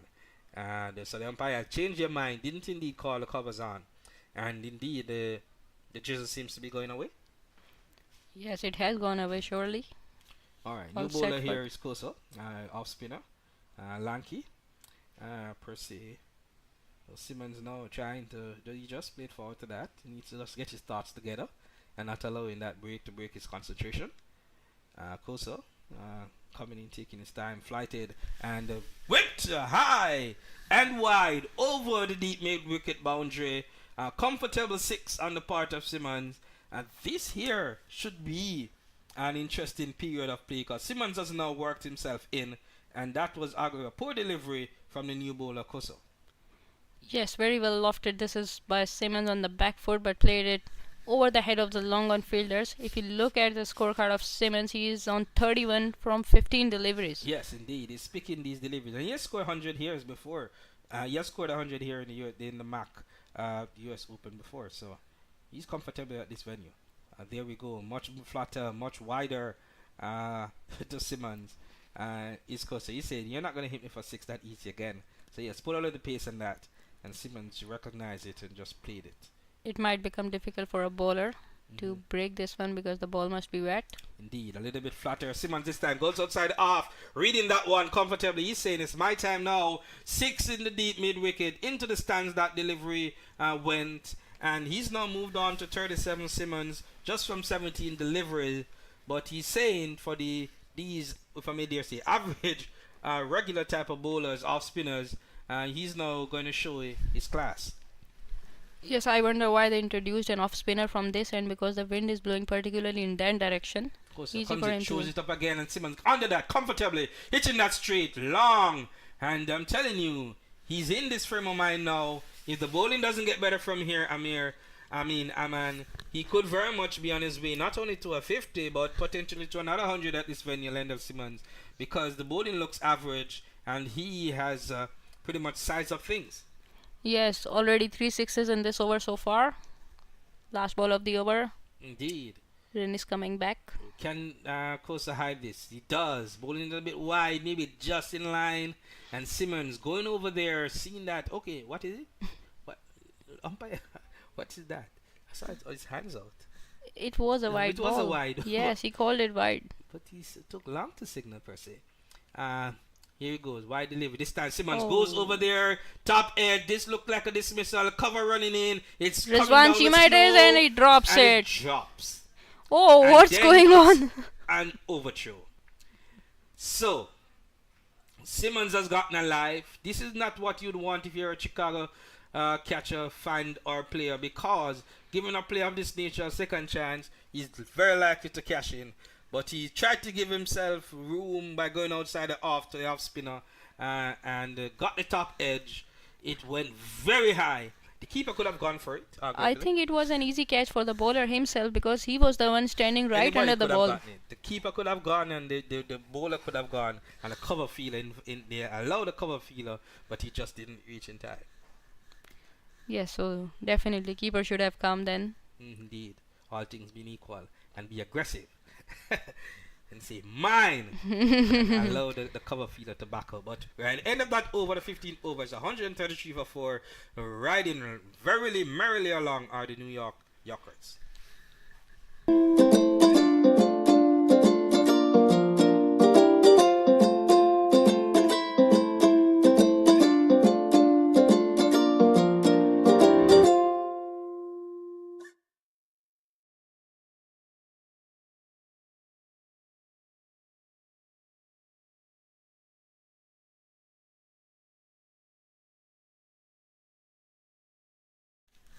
Shamsul Huda is back on for his second over. He got Majumdar out, who was well settled there. Started his cameo. Shamsul Huda came in time to provide break. Huda flighted arm ball directly straight to Simmons, and he respect that one. No, not Simmons. Orange helmet. Yes, it's Tamim Sukhrodi. Sukhrodi. Apparently a Bangladeshi. We have yet to confirm this. Indeed. But we think the Tamil name goes back to the era. However, here comes Huda. Will it be an arm ball? Yes, it is. And playing on the front foot is Rodi. He's yet to get off the mark, having faced now 2 deliveries. So good bowling here. Like how he bowls. He usually is a former Bangladesh under 19. You could see that maybe if this is his style, he comes wide, he angles the arm ball. It doesn't maybe turn it a lot, but it forces batters to take on. Oh, that should be a stump in, and it is. Well done by the bowler, well done by the wicket keeper. And missing that opportunity was Rodi, backing off, trying to hit that ball over cover, and missing and being set back. Yes, it's quite difficult to pick this action, because he's using the crease well. He's bowling arm balls. Indeed. And if I may dare say, arm ball from that wide of the crease from a left-hander, as per what Tamin just tried, you have to give yourself room in order to try to hit him inside out. You understand me? And at the end of the day, it's a risk. Yes, definitely it is, because the ball is coming in and trying to inside out is playing it against. So once you miss there, he's going to hit. And that's exactly what happened. So the 5th wicket for the New York Yorkers has fallen. Brings a new batsman here, Huck Nicholson. Simmons is there, fortunately for them, at the not out. And he'll be hoping to be able to, shadow the lower to middle order batters here for New York, as they seem to post a rather far more competitive total than we have seen so far in a lot of the matches. They are currently, based on projections, on target to make 170, which would definitely be a good score. But a lot can happen in these final 5 overs.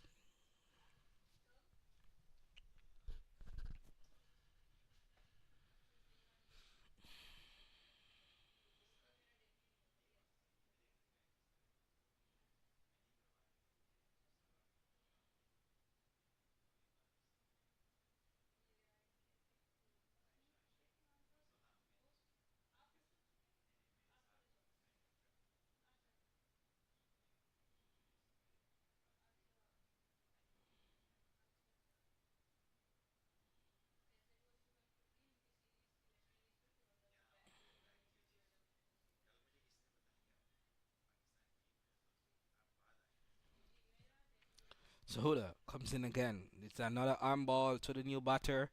Missing out on that. That one was hangling down leg. Should have comfortably been worked in the mid-wicket region. He didn't get a hold of it. And it has left the Yorkers at 133 for 5 at the end of 16. What a interesting remaining 4 overs remain.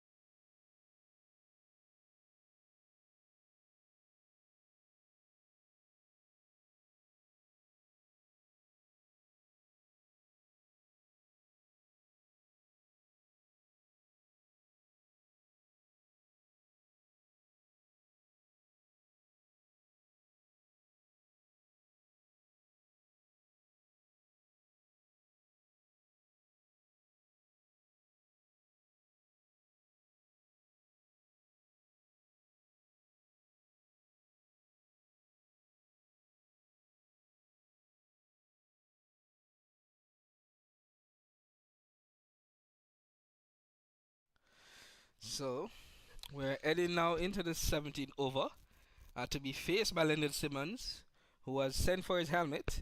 Andre Dennis, the Jamaican pacer, he's back into the action here for the Chicago Catchers unit. And what type of challenge are we going to see here for the northern end?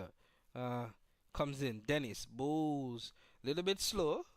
On middle stump, worked into the mid-wicket region by Simmons. A comfortable single in the end, but he went more for accuracy rather than show his pace. Dennis here to Simmons in this, their first battle of this contest.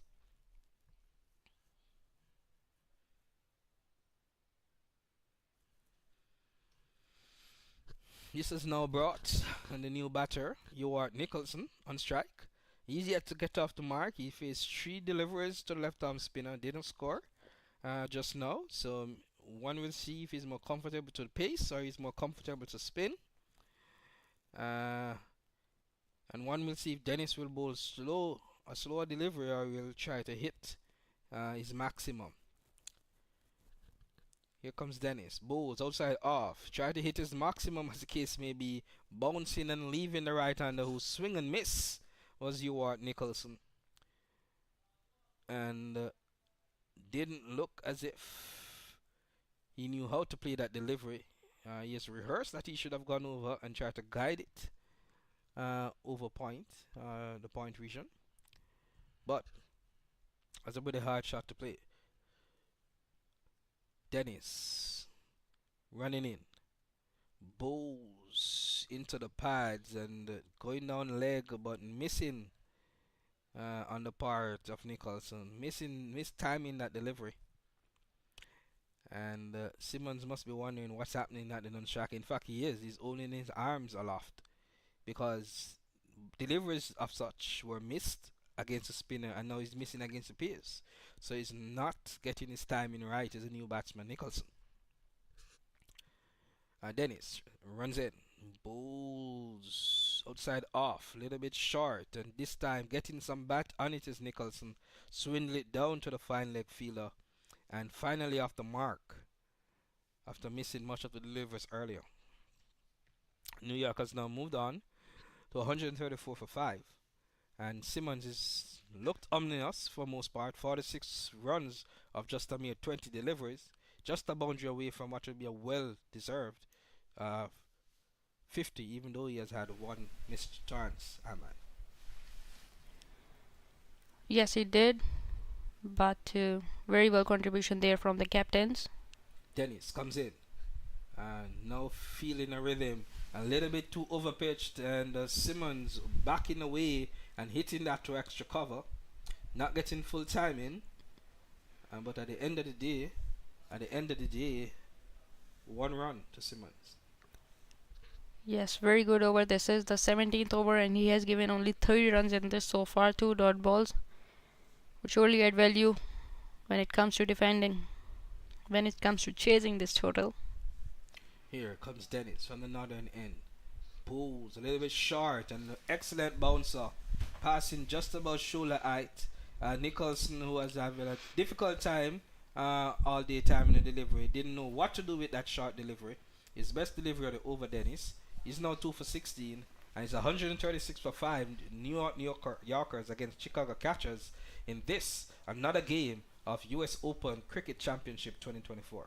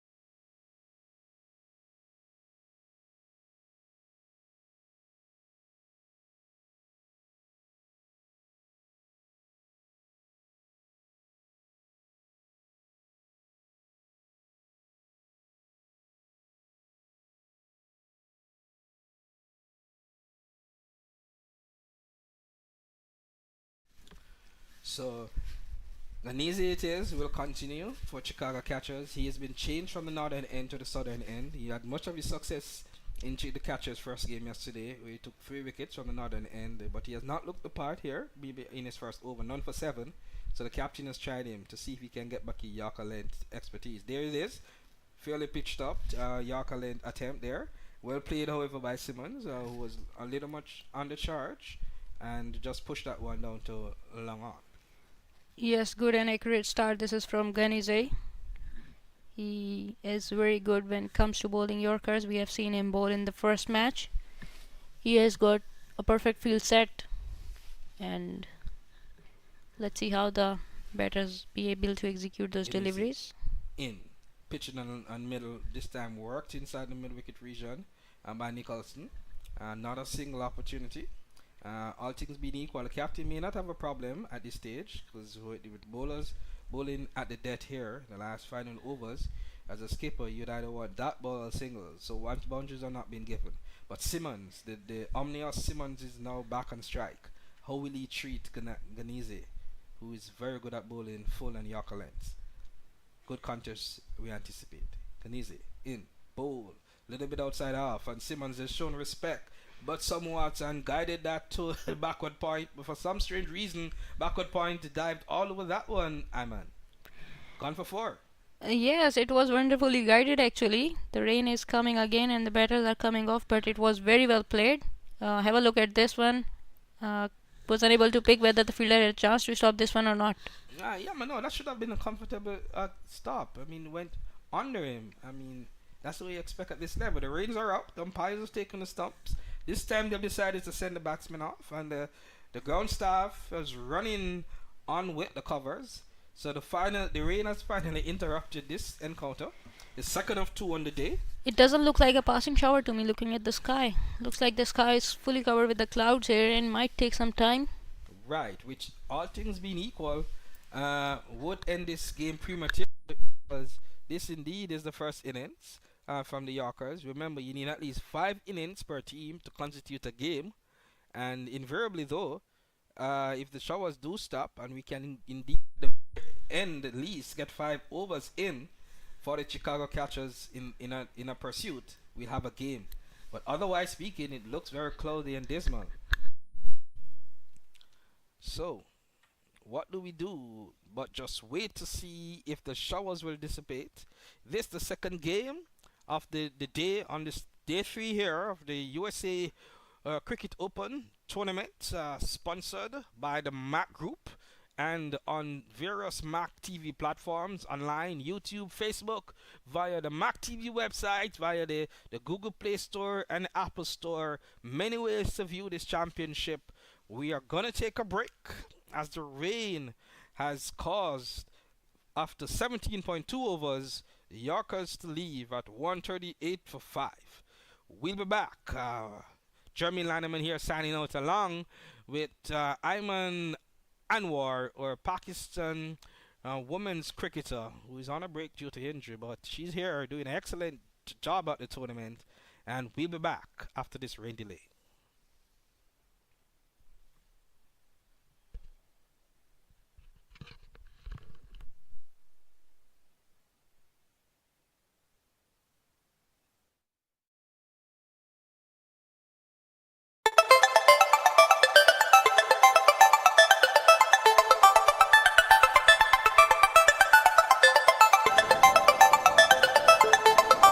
We are close to the end, folks, but we have a couple of more people that we need to recognize.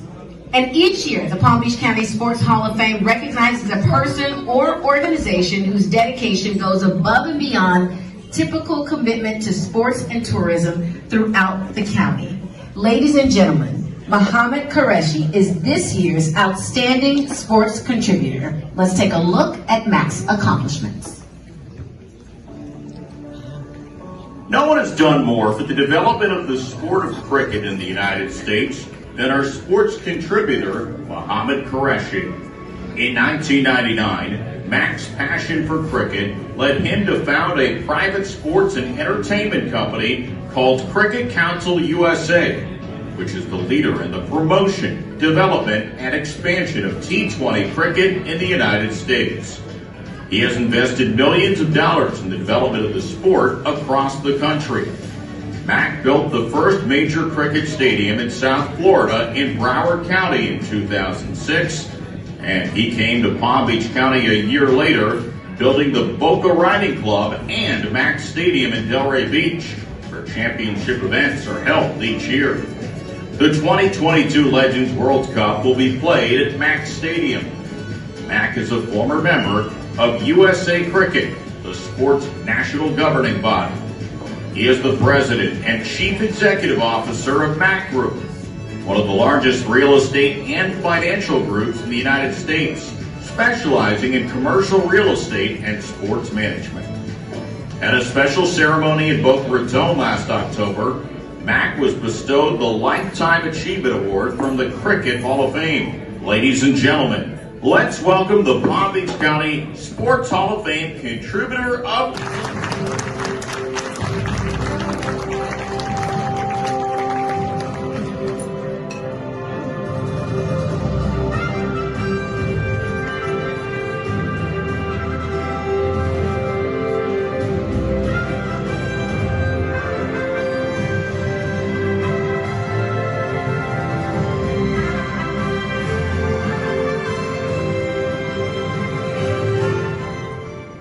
Good evening. I know you see my intro. I'm CEO Chairman for Cricket Council USA, and my job was build the cricket in the United States and have 8 regions, which has been developing. And first cricket ever been played and fast version is at T20 in Dania Beach. I migrated 1984 in USA. My dream was how come cricket is not been playing one of the American sports. The reason is not been playing, there was long version games. It's the 5 days to find out who's win the games. so they never been one of the American sports. So I created the shortest version, it's T20, can finish 2.5 hours, the games, and all Americans start liking that games. It's one of the American sports. But just remember, cricket, the second world largest sports after the soccer. And none of them Americans recognize that sports is a cricket in America. But now is moving forward. We have first stadiums has been built internationally. And my duty is, I live in Palm Beach. I brought MCL, Major Cricket Leagues, in Palm Beach County first time last year during the pandemic. And first Hall of Fame dinner night I invited have to be hosted in Palm Beach. Second goal is I want to bring this thing up, World Cup championships in Palm Beach and Broward County in USA. 2024, I went to the Dubai last week. They're recognizing they can have World Cup in USA 2024. Is World Cup is cricket is just like Olympic. It's just like Olympic. So I want to first of all, I met today and who actually introduced me, Mr. Michael Zeff, actually, I'm sorry for his name, but he's the one who introduced me here, and I did a lot of programs in Palm Beach County for the Kids Festival every year, and also we bring the first cricket fields is ICC approved in Palm Beach County. My goal is some way county mayors and commissioners and recognizing cricket in Palm Beach, bring one of the sports. Just for the youth, for knowledge, cricket is most paying sports. It's minimum, like my son is born raised is in Palm Beach. He's playing for USA teams. Minimum his contract is $200,000 small leagues to up to $20 million. That's a huge amount of the money incentive for the kids. He's in Dubai right now, he's playing up there. But there's a lot of American kids, they will start playing cricket now. So we had MCL we started, we like to your support. We want to have more field in Palm Beach County, and I can do my contributions developing cricket in Palm Beach. We want to bring Palm Beach one of the cricket home grounds, and God bless America, God bless West Palm Beach. Sports can be bringing in cricket in Palm Beach. Thank you so much.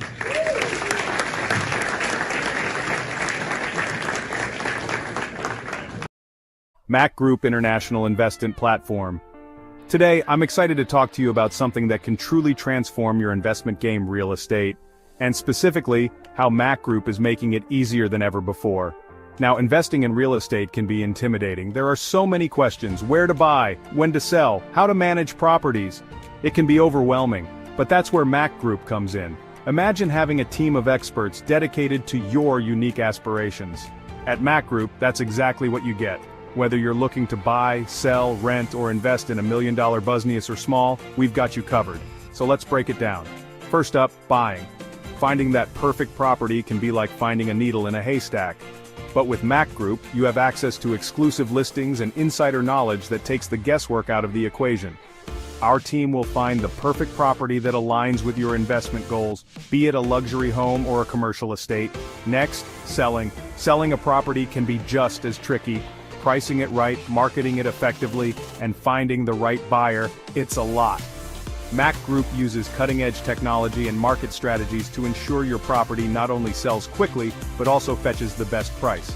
We handle everything from staging to negotiations, making the entire process stress-free for you. And finally, property management. Managing a property, especially multiple ones, can be a headache. But with MAQ Group's comprehensive management services, you can sit back and relax. Our team handles everything, from maintenance and tenant relations to financial reporting and compliance. It's like having a personal assistant for your property. So why choose MAQ Group? Because we're not just about transactions, we're about relationships. Our personalized services are tailored to meet your unique needs and aspirations. We're committed to turning your real estate vision into a reality. Don't just take my word for it, experience the MAQ Group difference yourself. Ready to make your next big investment move? Reach out to us today and let's make your real estate dreams come true. And hey, if you found this video helpful, don't forget to like and share. It helps us out a lot and lets others discover how MAQ Group can simplify their real estate journey too. Thanks for watching, and until next time, happy investing. Visit us on www.macgroup.com.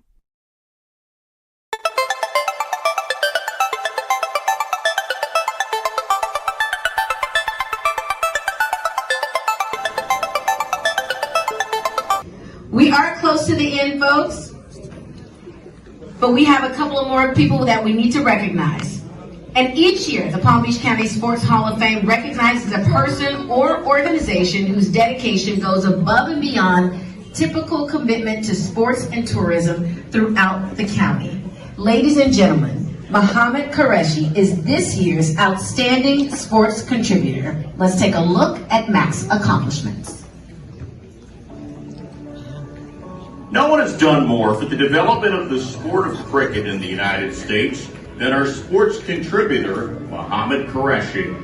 In 1999, MAQ's passion for cricket led him to found a private sports and entertainment company called Cricket Council USA, which is the leader in the promotion, development, and expansion of T20 cricket in the United States. He has invested millions of dollars in the development of the sport across the country. MAQ built the first major cricket stadium in South Florida in Broward County in 2006, and he came to Palm Beach County a year later, building the Boca Riding Club and MAQ Stadium in Delray Beach, where championship events are held each year. The 2022 Legends World Cup will be played at MAQ Stadium. MAQ is a former member of USAcricket, the sport's national governing body. He is the president and chief executive officer of MAQ Group, one of the largest real estate and financial groups in the United States, specializing in commercial real estate and sports management. At a special ceremony in Boca Raton last October, MAQ was bestowed the Lifetime Achievement Award from the Cricket Hall of Fame. Ladies and gentlemen, let's welcome the Palm Beach County Sports Hall of Fame contributor of...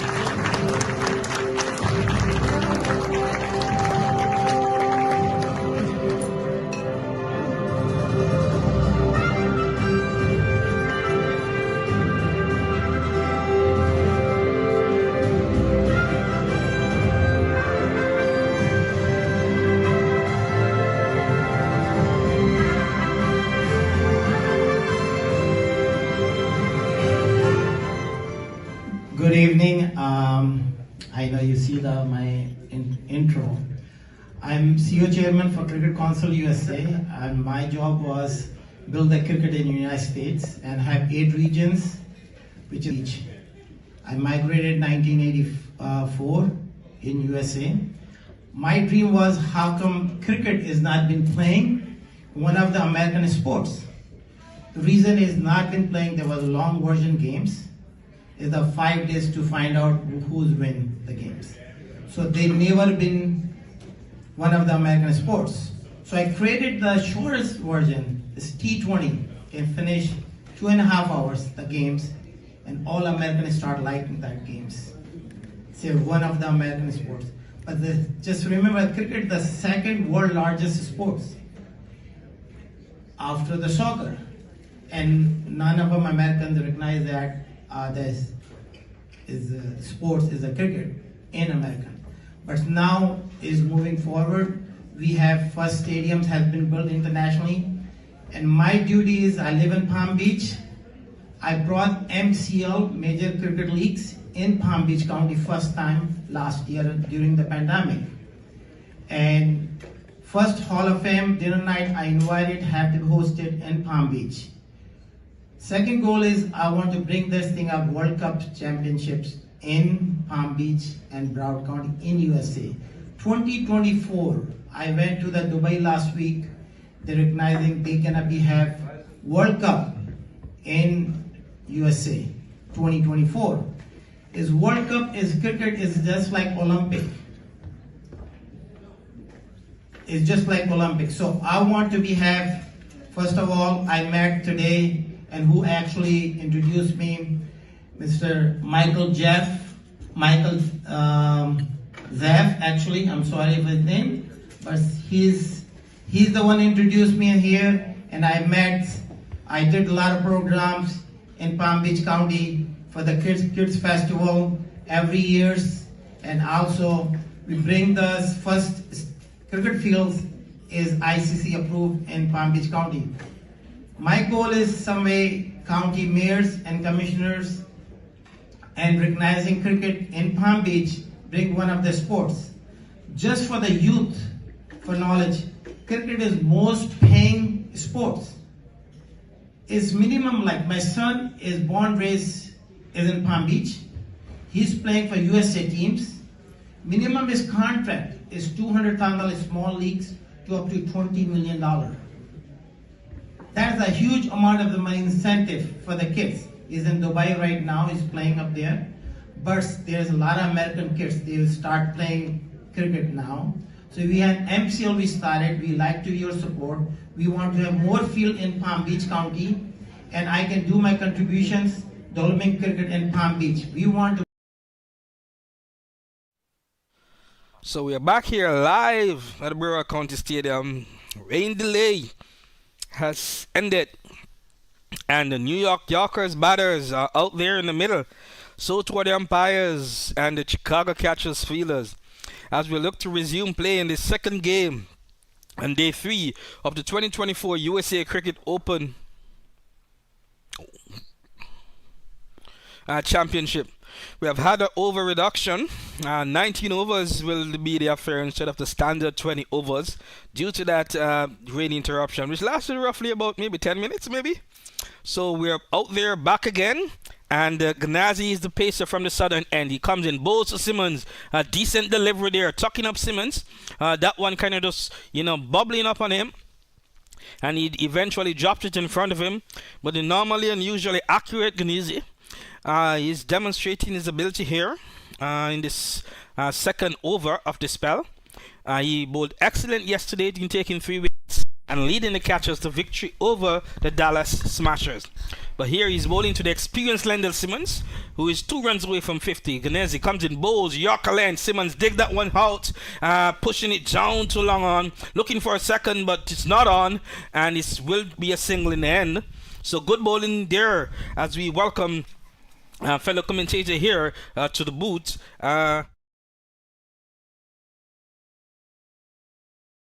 The one and only former Test cricketer, Faisal Iqbal. How you doing, Sir Iqbal? LA Lions team earlier today. And captain of the LA Lions. There we go, Iqbal coming, going for that Yorker again, turning into a full toss.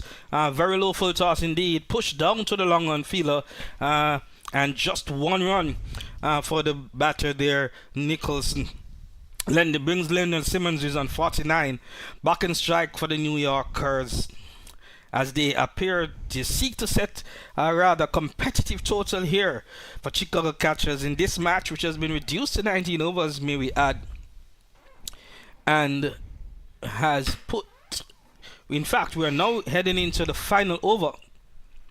All things being equal, rain has caused the innings to be shortened. But at a run rate of 7.7, Sir Iqbal, what do you say? 144.5 in 18 overs. Lendl Simmons playing well for his 49 in 25, leading from the front his team. Yes, and Rahimullah was bowling the previous over. Indeed. And you're now in the commentary share. Earlier you were out on the field leading the LA Lions to victory over the DC Eagles team. Take us through that quickly. Yeah, it was a good nail biter, and for a moment for us it was like a pendulum throughout the game. We had a good start, and then we lost the wicket, and then suddenly we gained some partnership in the end, putting out a decent score. Indeed. And then when we were bowling, suddenly Genizi, I believe this is maybe Dennis from the northern end. That should be a wide. Attempted slow delivery down the leg side, called a wide. Indeed. This is indeed the final over. Being bowled by Dennis. Yeah, he tried to roll over his finger for a slower one, but could not held the line on the leg side for a wide. Indeed. So he'll have to bowl that over. I'm sure Leonard Simmons wants to get down to the striker and is asking Ewart Nicholson to just get some bat on the next delivery for me, please. The Dennis comes in, bowls up and over, cover point region. That should be 1-2 bounce. In fact, it's clear the rope. It's 6 runs. An excellent shot, a top-notch shot there, hoisting that one over backward point. Absolutely, one of my favorite shots in world cricket is called the uppercut. Uppercut it is. And he played really well. I've always enjoyed playing this shot in my playing career, in my batting, especially in the white ball. Oh, you love it when you see it. These days now, the teams are now having deep points also for a catcher position for these shots. Indeed, that uppercut as well as the over cover, the almost two favorite shot for a batsman. Indeed, this time in the pad, whipped the fielders under it, will he take the catch? No, it has been spilled. Running around from the deep mid-wicket region, and Nicholson did middle that one off his pad, but he has turned out just getting a single. Yes, he flicked it towards the leg side like a Dhoni helicopter. And it was an easy catch. Oh my. A regulation, I believe. Indeed. And the butterfingers. Missed opportunity, but as you say, helicopter looking. Two nice looking shot here on the part of Nicholson. This the final over. But it has brought Simmons, who is on 49 on strike. What do we have to see here? Dennis comes in, boom, another short ball. Has put It's chance of the fielder. It doesn't look like it's gonna carry. And this time he's got the big wicket of Lendl Simmons, who just missed his half century and got out on 49. You must give credit to the bowler. He bowled really well, a short ball, and it topped edge towards deep mid wicket, and the fielder who dropped the catch earlier takes this one very easy. Big important wicket for it is indeed Chicago catches. It is indeed the final over. Simmons wanted, rather than settling to go get a single and go for his 50, he wanted to just deal in boundaries. Didn't get to middle that one, top edge, and at the end, it has been to his downfall. So the 6 wicket has now gone down for the New Yorkers. They are now 148 for 6. 3 deliveries remain in this innings, and definitely not what the Yorkers wanted, but Chicago catchers, a good comeback there by Dennis. Absolutely, a good catch to recover the dropped earlier.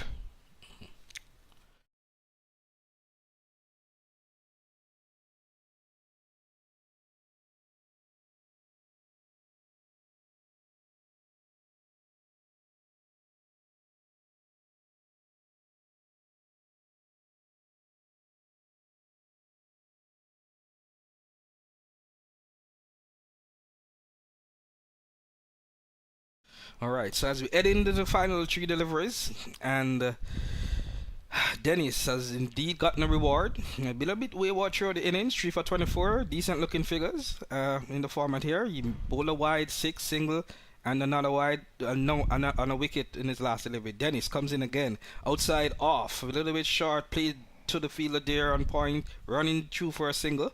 It's the new batter, Imran Khan.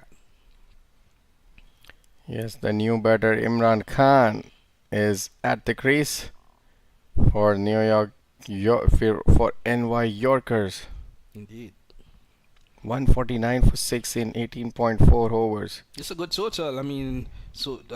Predicted score of 152, you'd say? Yes, they can get it a bit higher if they go for some big shots at the top edge. And this one is short from Dennis. The top edge there on the part of Nicholson. Going nowhere, falling in no man's land. They do camper for a single. Yes, it was a very unusual cricket shot. For a moment, I thought he was playing another uppercut.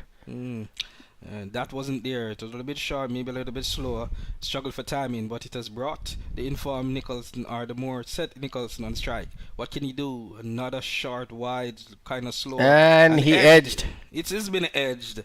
Keeper duly obliging, taking that one. Indeed, after final delivery of the innings. However, a score of 150 for the Yorkers. Nicholson goes for 11 of 12. 150 for 6 of the 19 overs of this affair, due to a 10-minute break for rain earlier. Looking at the innings, the Yorkers got to 151 in their 19 overs. And had 150 in their 19 and set 151. Leading the charge is Lendl Simmons, the captain for the Yorkers. He made 49 of 26. Jean Doe was there for a while. He took 45 of 34. One of the Werner got 20 and it set in 150. The bowling wise, it was led by the opening pace 100, and he took 4 for 26 from his maximum 4 overs. 2 for 7 Huda took, and there was 1 for 28 from the off spinner Daly, who got expensive in his last over, limiting or allowing the Yorkers, the Chicago catchers, to make 150 for 7. Decent score, you think, sir? Yes, I believe it's a decent score. They could have done better, but obviously, whenever there's a rain stopover in between, there's always a break in the mindset of the players as well. So you must give credit to the Chicago catchers who kept them under pressure. Indeed, and we must say the Yorkers lost their first game. This is your second. Chicago catchers won their first, and they are looking to win a second game and qualify for the semifinals, much like you have done with the LA Lions by winning your opening 2 games. Yeah, it was very exciting. 2 wins back to back.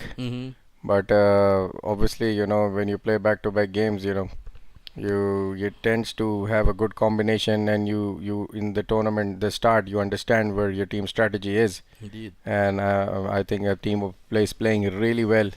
The boys are playing excellent and a good team combination. So let's see how we move forward to the big games. And cricket is a one ball game. Someday you are the top, and next day you don't know where you're standing. So technically it is safe to say you're in the semis. Because with 5 teams in, it's very unlikely. Yeah, I think, but I still am not considering myself for the qualification. We are still looking forward to more big games. Yes. And we're taking each game as it comes to. It's not only just to win; it's also to enjoy the tournament and enjoy to play cricket here as well in this beautiful Broward County Stadium. An experienced international cricketer like yourself, what allows you and why are you participating in a tournament like this, per se? I've been part of US Open from the first edition. It's almost 16 years. My friendship with the MAQ, and we were the first ones who played the US Open in this stadium with the opening ceremony when this new stadium was born. And since then till now, I've played with so many teams, MAQ teams, done the coaching, now the media work, and playing, captaining, coaching. So yeah, it's just a hands full of cricket with me. All right, this game, this first innings wraps up. We'll come back after the break to see the Chicago catchers and their chase. And Yorkers 150 for 7 of 19 overs.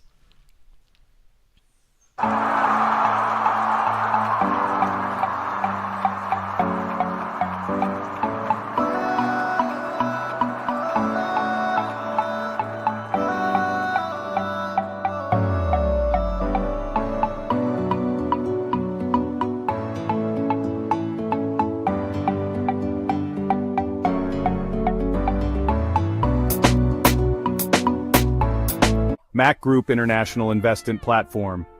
Today, I'm excited to talk to you about something that can truly transform your investment game, real estate, and specifically, how MAQ Group is making it easier than ever before. Now, investing in real estate can be intimidating. There are so many questions: where to buy, when to sell, how to manage properties. It can be overwhelming, but that's where MAQ Group comes in. Imagine having a team of experts dedicated to your unique aspirations. At MAQ Group, that's exactly what you get. Whether you're looking to buy, sell, rent, or invest in $1 million business or small, we've got you covered. So let's break it down. First up, buying. Finding that perfect property can be like finding a needle in a haystack. But with MAQ Group, you have access to exclusive listings and insider knowledge that takes the guesswork out of the equation. Our team will find the perfect property that aligns with your investment goals, be it a luxury home or a commercial estate. Next, selling. Selling a property can be just as tricky. Pricing it right, marketing it effectively, and finding the right buyer, it's a lot. MAQ Group uses cutting-edge technology and market strategies to ensure your property not only sells quickly, but also fetches the best price. We handle everything from staging to negotiations, making the entire process stress-free for you. And finally, property management. Managing a property, especially multiple ones, can be a headache. But with MAQ Group's comprehensive management services, you can sit back and relax. Our team handles everything, from maintenance and tenant relations to financial reporting and compliance. It's like having a personal assistant for your property. So why choose MAQ Group? Because we're not just about transactions, we're about relationships. Our personalized services are tailored to meet your unique needs and aspirations. We're committed to turning your real estate vision into a reality. Don't just take my word for it, experience the MAQ Group difference yourself. Ready to make your next big investment move? Reach out to us today and let's make your real estate dreams come true. And hey, if you found this video helpful, don't forget to like and share. It helps us out a lot and lets others discover how MAQ Group can simplify their real estate journey too. Thanks for watching, and until next time, happy investing. Visit us on www.macgroup.com. Yeah, yeah, yeah, yeah, yeah, yeah, yeah.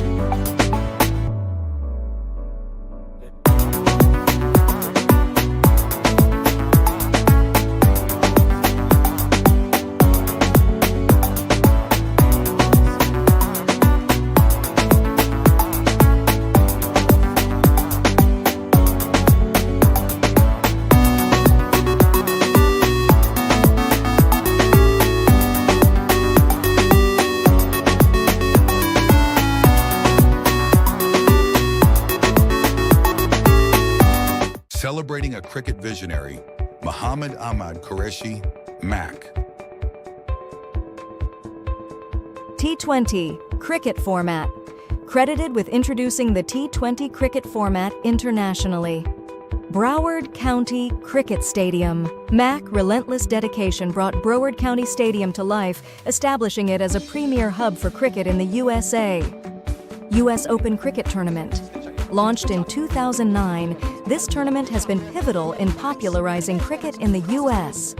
Muhammad Ahmad Qureshi, a legacy beyond boundaries.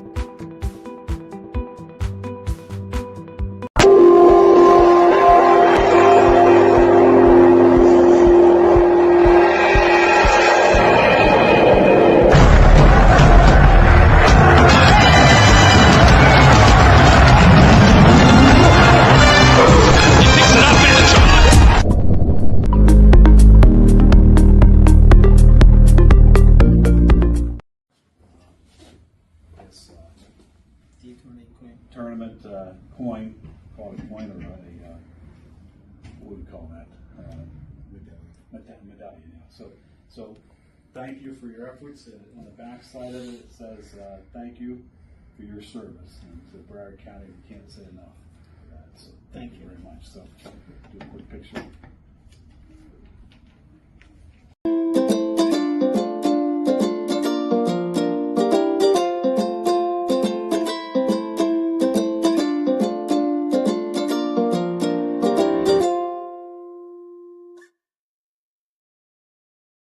MAQ Group International Investment Platform. Today, I'm excited to talk to you about something that can truly transform your investment game, real estate, and specifically, how MAQ Group is making it easier than ever before. Now, investing in real estate can be intimidating. There are so many questions: where to buy, when to sell, how to manage properties.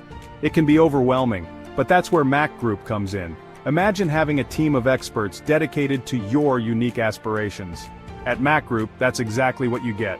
Whether you're looking to buy, sell, rent, or invest in $1 million business or small, we've got you covered. So let's break it down. First up, buying. Finding that perfect property can be like finding a needle in a haystack. But with MAQ Group, you have access to exclusive listings and insider knowledge that takes the guesswork out of the equation. Our team will find the perfect property that aligns with your investment goals, be it a luxury home or a commercial estate. Next, selling. Selling a property can be just as tricky. Pricing it right, marketing it effectively, and finding the right buyer, it's a lot. MAQ Group uses cutting-edge technology and market strategies to ensure your property not only sells quickly, but also fetches the best price. We handle everything from staging to negotiations, making the entire process stress-free for you. And finally, property management. Managing a property, especially multiple ones, can be a headache. But with MAQ Group's comprehensive management services, you can sit back and relax. Our team handles everything, from maintenance and tenant relations to financial reporting and compliance. It's like having a personal assistant for your property. So why choose MAQ Group? Because we're not just about transactions, we're about relationships. Our personalized services are tailored to meet your unique needs and aspirations. We're committed to turning your real estate vision into a reality. Don't just take my word for it, experience the MAQ Group difference yourself. Ready to make your next big investment move? Reach out to us today and let's make your real estate dreams come true. And hey, if you found this video helpful, don't forget to like and share. It helps us out a lot and lets others discover how MAQ Group can simplify their real estate journey too. Thanks for watching, and until next time, happy investing. Visit us on www.macgroup.com.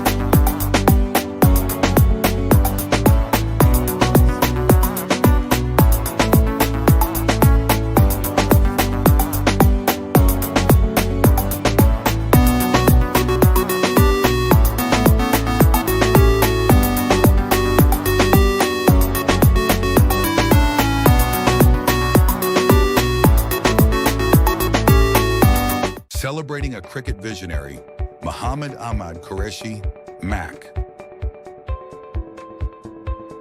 T20 Cricket Format.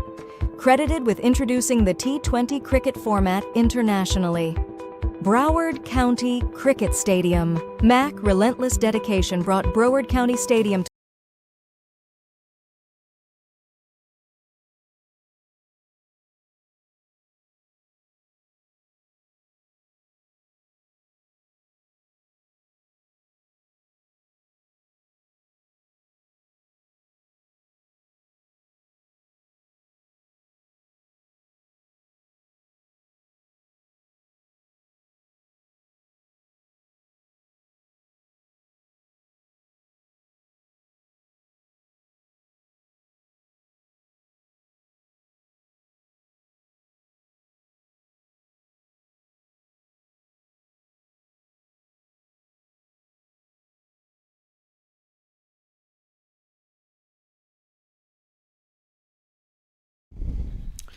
So we're back on the air here live from the Broward County Stadium here in Lauderdale, Fort Lauderdale, Florida, here in the USA for the 2024 US Open Cricket Championship. Interesting encounter being lined up here between Chicago Catchers and New Yorkers. The Yorkers, they made in their innings 150, and I said 151 off 19 overs as per the earlier rain interruption. First over has been bowled and bowled on the first ball. First ball delivery been dismissed is Chima. That one pitching and off and angling in and swinging and missing was Chima. And Barami has taken the first wicket. Absolutely amazing delivery from Barami. It looked like a outswinger. Totally beaten the experienced Rizwan Chima. Because if you see in the replay, he saw that. A beautiful outswing, and then he missed the line. Yeah, kind of hold. Yeah, definitely an outswing there. Angle in was a deception, and maybe I've gotten the batsman as well. Yeah, he was trying to bowl in the stumps. That's why we always say to the youngsters that always bowl in the stumps. And he bowled really well, and the ball is fresh and new, and it just had a little bit of shape away. And Rizwan Chima was playing across the line, the first ball. Quality delivery to open the ball in the innings. Fahim Barini looking good here for the Chicago catchers. For the New York, if I may say, New Yorkers. And wicket down, first ball. What a start. Absolutely a good start for New Yorkers. And Chicago catchers needs to catch some runs here. Indeed. The Lendl Simmons New Yorkers. Simmons made 49 in that 150 total of 19. Can he lead them in the field now? Come Barami, second ball. How does he bowl? A little bit more in the wicket. Angling down, leg, and worked into the middle wicket region. And single, getting their first round is the catchers. Yes, absolutely. And Barami is bowling really well. Is another Afghan Pathan boy. Who's from Afghanistan. Strongly built boys. I have almost 8 to 10 Afghan players in my team from LA. So these guys are very strongly built. Yeah, well, looking good. Type of bowler that you'd want to be given the new ball, as the case may be. Definitely have a nice angle in and outswing. And as we saw in the previous delivery, when he dugs it in, can hustle the batter. Coming in from the northern end here is the Barami. Bowls, little bit in the pad, hitting the pad, going down, a small appeal. Batters running through for a single. What happened there?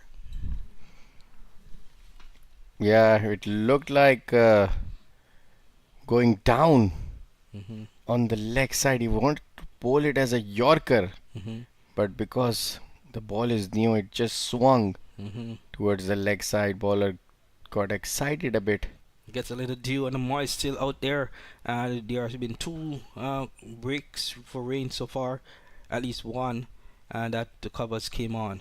Here comes Barini hustling in, a little bit short. The batsman squaring up, pushing that one to point and running through for a single. And Barini bowling a decent length. Yes, he's hitting the deck hard. This ball, he was trying to bowl an outswinger, but was a bit short. Open up the batsman. But again, it shows, if I may dare say, the quality of delivery, because the batsman eventually had to open squared up, as we call it here, and show that he had to very much respect the delivery. Absolutely, he's going on a good line and length. Barini comes in bold, just outside off, angle, the push down to cover. The batsmen are hustling, trying to see if they get 2. The fielder comes in quickly, only be 1, taking the score here to 3. And Daly is now off the mark, joining Tarandeep Singh, who is on 2. Yes, good start for New Yorkers. They'll be looking for wicket number 2. And Chicago catchers will be looking to have a good start in the power play without losing any more wickets. Indeed, that was Singh. Daly looking here to see if he can pushes and slaps that one through the extra cover region. Interesting looking cover drive. Not the most elegant, but rather effective, well timed. Little bit over pitched on the part there from Barini, and capitalizing was Daly. Absolutely, saw the ball in slot and just move his front leg away and played it toward the gap between the 2 fielders for 4 runs. Yeah, good looking shot there. Get off the mark. We're having with the scoreboard here. We're checking to see who hit that boundary. Yes, indeed, it was Daly getting it off his second delivery, and that should bring him confidence, shouldn't it? Absolutely, yes. Whenever there's a boundary for a batsman, he gets a confidence more and builds up. So after 2 overs, Chicago catches us 7 for 1. After one over, I beg your pardon. And in chase of 151 to win what would be their second game in 2 fixtures. And the New Yorkers, having lost their first, are looking for their first points in this 5-team tournament, being kept here for the 15th year, started in 2009, and put on by the MAQ group headed by MAQ Kashiri, in developing and growing and popularizing the sports, not just here in North America, but the entire Americas region, including and inviting players from all around the year and world on a yearly basis. Established test players, including my fellow commentator Yafai Iqbal, who has been with the tournament, who has played, coached, and now is in managing and continue to play. So it's an interesting tournament. Players from all over the world. Jagesa, the off spinner, Trinidadian off spinner, he's in now for this team here, the New York Yorkers, chewing that one up. Jagesa, believe he would have played a game for the West Indies, but he's definitely a Trinidad and Tobago first-class cricketer, and I'm not mistaken, he has played at international level for the West Indies, Jagesa. Well, that's experience for New Yorkers. They have experience cricketers, international cricketers in their squad apart from Lendl Simmons. Yes, so John Ross Jagesa, quality off spinner. I mean, he has been from youth cricket days, and he gets an opportunity here to show his worth.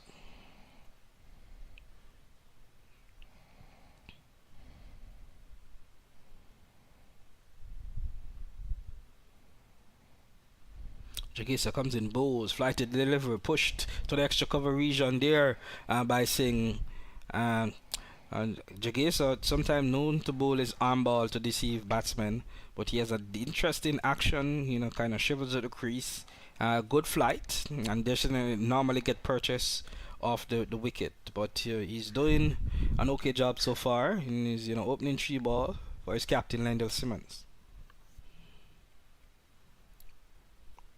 Yes, New Yorkers looking for more wickets, trying to put pressure from the spinner bowling from the other end in the power play. Jagesa flighting that one and backing off is the batsman here, Daly, pushing it to point, no run. Yes, he's bowling well with the new ball, with his offies.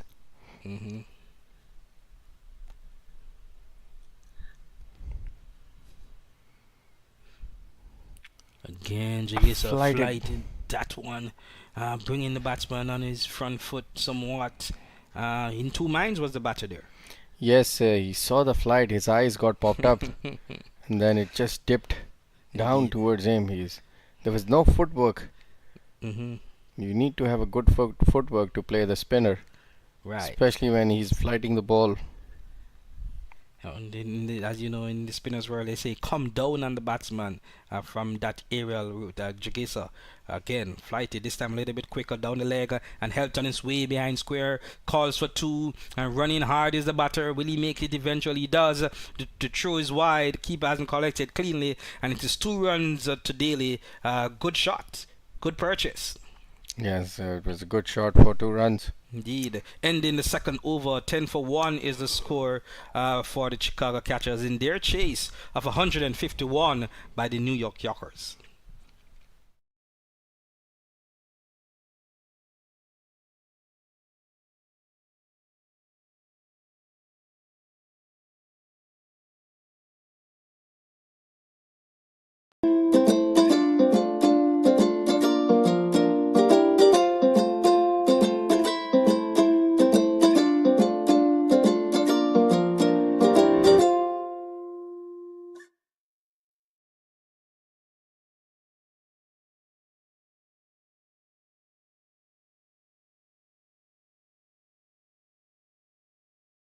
So here we go. We're inside over number 3, being bowled by Barimi from the northern end. Comes in, bowls.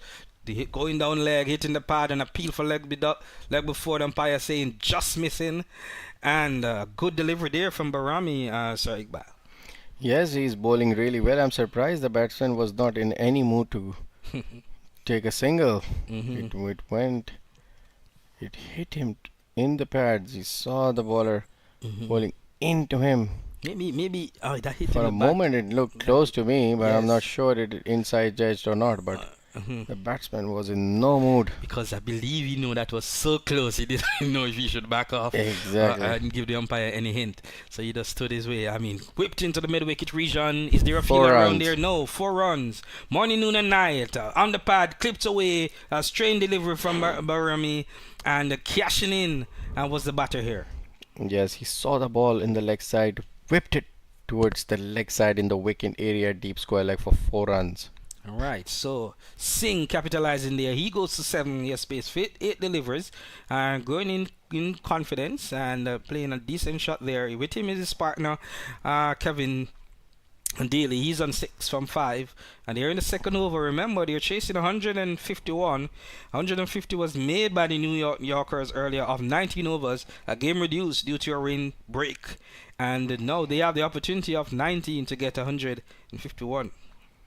Yes, absolutely. Coming in now is Barimi. This one still pitched. I mean, going down leg, strain a bit in the pad. Should be a leg by here signal. It is. No shout because that was angling. Yes, it was going across the line. Swinging in. Started towards this pad. Trying to play with the swing, the batter. But missed the line. Indeed. So not getting his line as per his previous overs is Barami. Normally stump to stump and or outside off, but he's straining the pads and he has to be careful. Coming in now for another end, Barimi. This one a little bit straighter, pushed down, over, bounced over the bowler's head, running through for this single. There is Daly. He now goes on to 7, and the score now moves on to 16. A much better delivery there from Barami. Yes, he is growing confidence. Every ball he's bowling. He's got a very interesting field on the leg side and offside. Now he brings up deep extra cover into ring, so he's got all 5 fielders in the ring on the offside. He's got 2 men on the leg side, deep square leg, deep mid wicket for patrolling the boundary. Barami comes in. Good, nice flowing run up. Straight towards long off. Hit flat and fielded by mid off comfortably. No run in the end, but a little bit cross back shot there. Yeah, for a moment I thought he was pulling the ball, but I think the ball was quick onto him. Indeed. And he could not have enough time to pull it towards the leg side and just played through the line. Right, turning the top of his mark, about 15 feet away, running in is Barami. Comes in, bowls. This one again angling on the leg, missed out. You don't want to see on the part of Singh there. A finer tickle could have gotten a boundary, even though the fine leg may be straight. But in the end, no run. Ending the third over in the process, sending the Chicago catchers to 16 for 1 of the 3 in chase of 151. Sir Iqbal, I mean, you're looking to leave us now? No, I'm just having a little break and then Okay. I'll be joining you soon. All right. Congrats on you and your LA Lions team's victory from earlier as well. Thank you.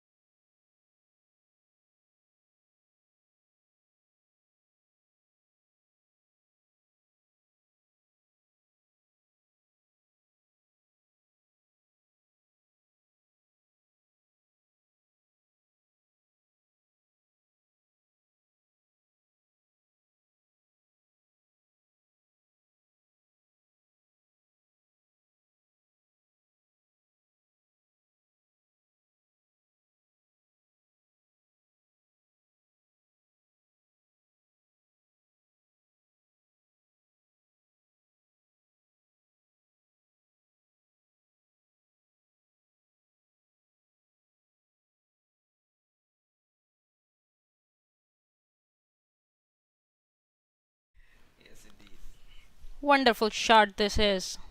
Pulled away, but ended up giving it straight to the fielder.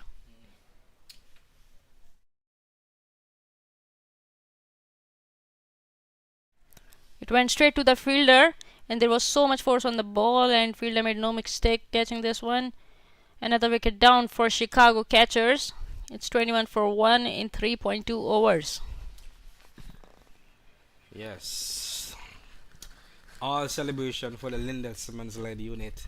They did put up a rather competitive total of 19 overs of 150, and they are now having the Chicago catchers under pressure at 21 for 2 it is, as they seek to limit the scoring opportunities and try to get these 19 overs in.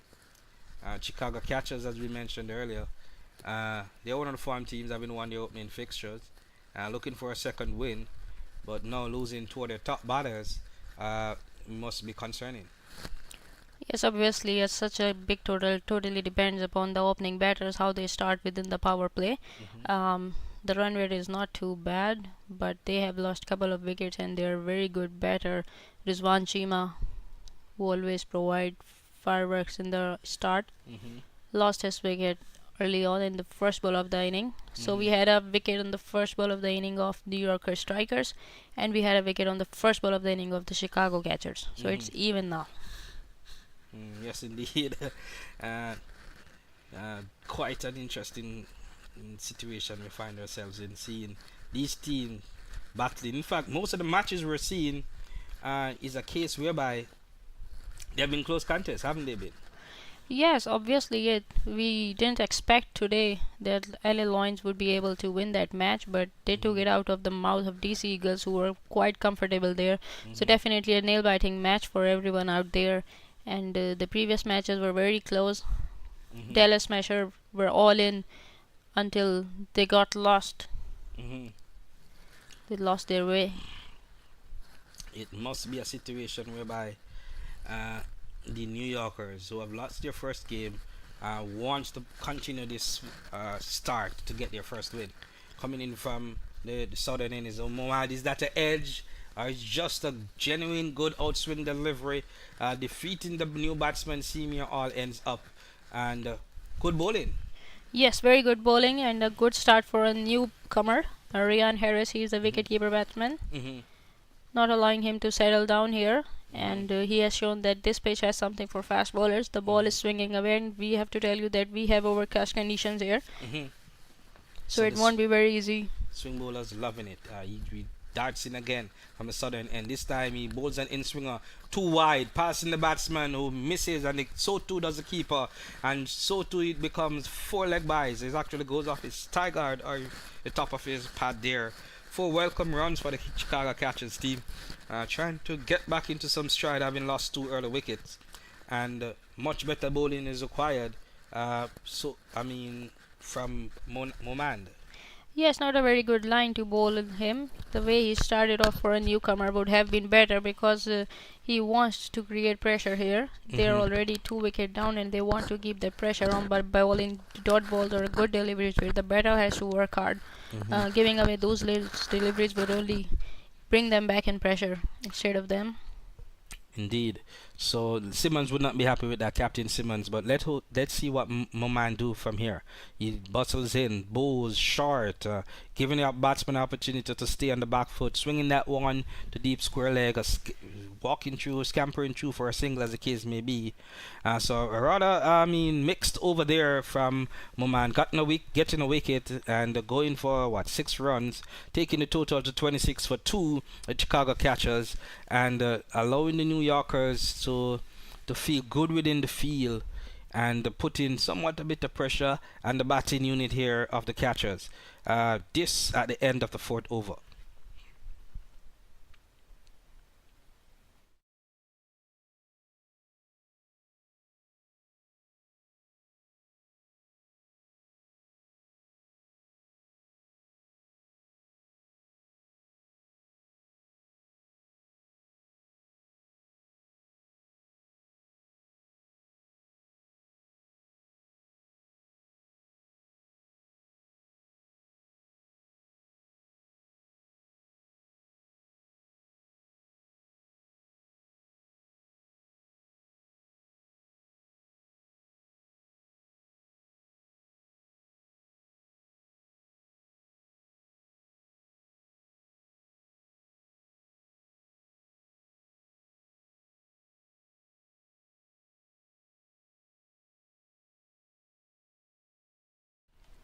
And as we see here, swing and miss from Ryan Harris. And as the case may be, decent ball there from Imran Khan, the leg spinner. Yes, Imran Khan bowled a very full ball, no chance for a batter to sweep on. Would have been very risky for him. Yeah, but he was kind of there. He had it just angling down leg. If you connected, you could have gotten, but the ball kind of dipped. Not a good quality leg spin bowling. This time pitching just the mid and off, turning away. But equally good to that shot was Ryan Harris, cutting that 1-2 point and getting maximum volume for first boundary of the innings for him, taking the catchers to 30, and it's 30 for 2. Good shot. Yes, it's such a good-looking cut shot. It is played to the leg spinner. He went back and judged the length very early, guided it between the gap. But interesting things happening. Interesting comeback apparently here from the catchers who were under pressure. Alright, what does Khan do? He comes in bold, nice flighted, tall delivery, and it doesn't get a lot of purchase, but he does get a lot of flight from his tall frame and clearly a lot of bounce there rather than turn. So batters will have to be watching that ball come down from, that loop. Yes, surely they need to be very careful about the loop he's providing them.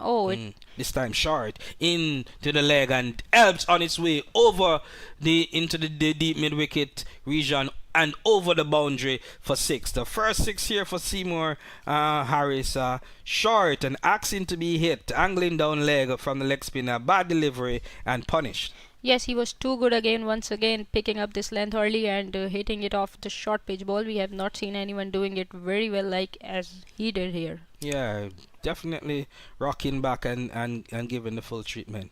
So the score is now moved up to 36. And coming again is Khan. This time a much to deliver, asking the batsman to pull more from outside off. But he's equal to the task, it appears. He has pulled it, gotten 2. Was hoping that they would have had enough to take it to the boundary, but just cut off in time.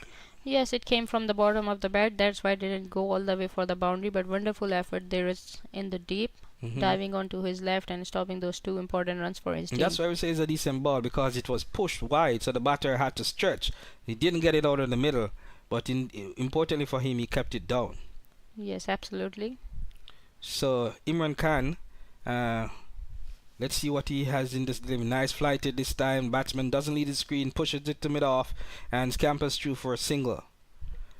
So he's coming straight down, as we say, not getting a lot of turn, but at the end, that was an over that has cost 13 runs, and it has moved the score to 39 and moved the catchers to a strike rate of 7 and a required of 8. They would want to be in this comfortable position all the way up to the 19 over. So it's a fairly decent comeback from the catchers, having lost 2 early wickets. Yes, definitely a good work there by Ryan Harris, bringing their team back to the current run rate of above 7 in the power play. And they would want to make this partnership go on further, as they are chasing a big total here. Indeed. So we have another interesting match here, and based on this, it was a seesaw in the first innings. The rain stopped the momentum in the latter part for Yorkers, but they did get to 150, and a decent start here from the catchers. Here comes from the ball from Mohammad from the southern end, short and hit with disdain all the way. What's that for? Proper Yes, runs. it went for a 4. Okay, so I can see the pitch is becoming slower as it's raining. So there's a lot of time for the batter to execute their shots.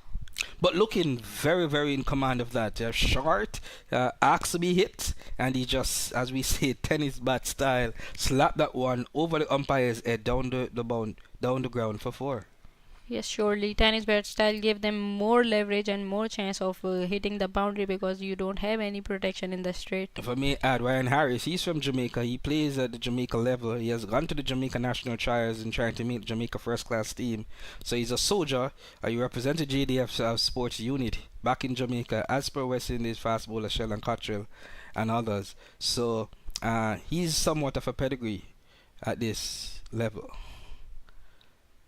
Harris comes in, watches that one closely and pushes it to point. No run. Much better delivery there from Monan. Yes, a good length or a full pitch delivery might be good here because we can see that pitch is becoming slow and giving a lot of time to the batters to execute the shot. So this length is good for them. Yes, so there has been dew out there. The ball is relatively wet as well, and moist in the atmosphere. So challenge for Pacers. Comes in Manand, a little bit short, giving Harris the opportunity. This time pushes the point and scampers off and gets a single. Opportunity for an overthrow. No, cut off by the fielder in the end. So just one run added, but looking comfortable with Harris and guiding that and more. And running through this time as a non-striker daily as they usually steal a run there. Yes, definitely. They knew that the fielders are in the ring, but they were able to execute it as it was played a bit in the gap with a slower hand. Yes, a softer hand. Soft hand, definitely. as we'd say. Monand coming again here from the southern end here at the Broward County Stadium, where the breeze is blowing fairly well from left to right, and he comes in. What will he do here to Daly? Daly shuffles and pushes that one to point as well, and they run off for the races. Another run stolen. Yes, 2 runs from there so far. Not so good from those fielders. They have to be on their toes. They shouldn't allow these runs. Yeah. They should take the challenge now. Yeah, they need to be, if I may, we call it walking or backing up more quicker. Looking to tell these batsmen, if you try to do this next time, and or maybe not start at the edge of the circle, or just make sure you're coming in very quickly, because the bowler is trying his best. So Manand again looking for that off stump line with his outswingers, hitting the fielder there on the back foot, but that would have missed off stump. And the batter is looking at his bat as well. We'll see on the replay, but just an interesting shout, nothing more. Yes, it's very much close. Doesn't look like it hit his bat, but maybe missing the off stump there. Just about missing. It's actually a little bit closer than we thought, because that back leg was just an off stump. Yes, a benefit of doubt for a batter. Yeah, and he does, because it's swinging as well, you have to give him the doubt there. Monand comes in, bowls this time on the stump. If that misses, that one looks very much adjacent now and given out, as the case may be. Daly trying to whip that one to the middle wicket, but that one was definitely on the stump. That should have been mid wicket, maybe the top part of the middle stump. And he has been sent back leg before wicket, having been hit on the back foot here, Daly, and confident appeal this time round and given out. Yes, very good decision from the umpire. In fact, a very good bowling this time from this young man. He has been on the spot. He realized that anything short would not give him any advantage here. So he kept bowling on the good length and got the result of it. Right, and also brings up the end of the over. You're watching the 2024 US Open Cricket Championship here and MAQ TV across all your social media platforms, online, MAQTV.com, on the Google Play Store, across your various apps, and we'll be back for the next over.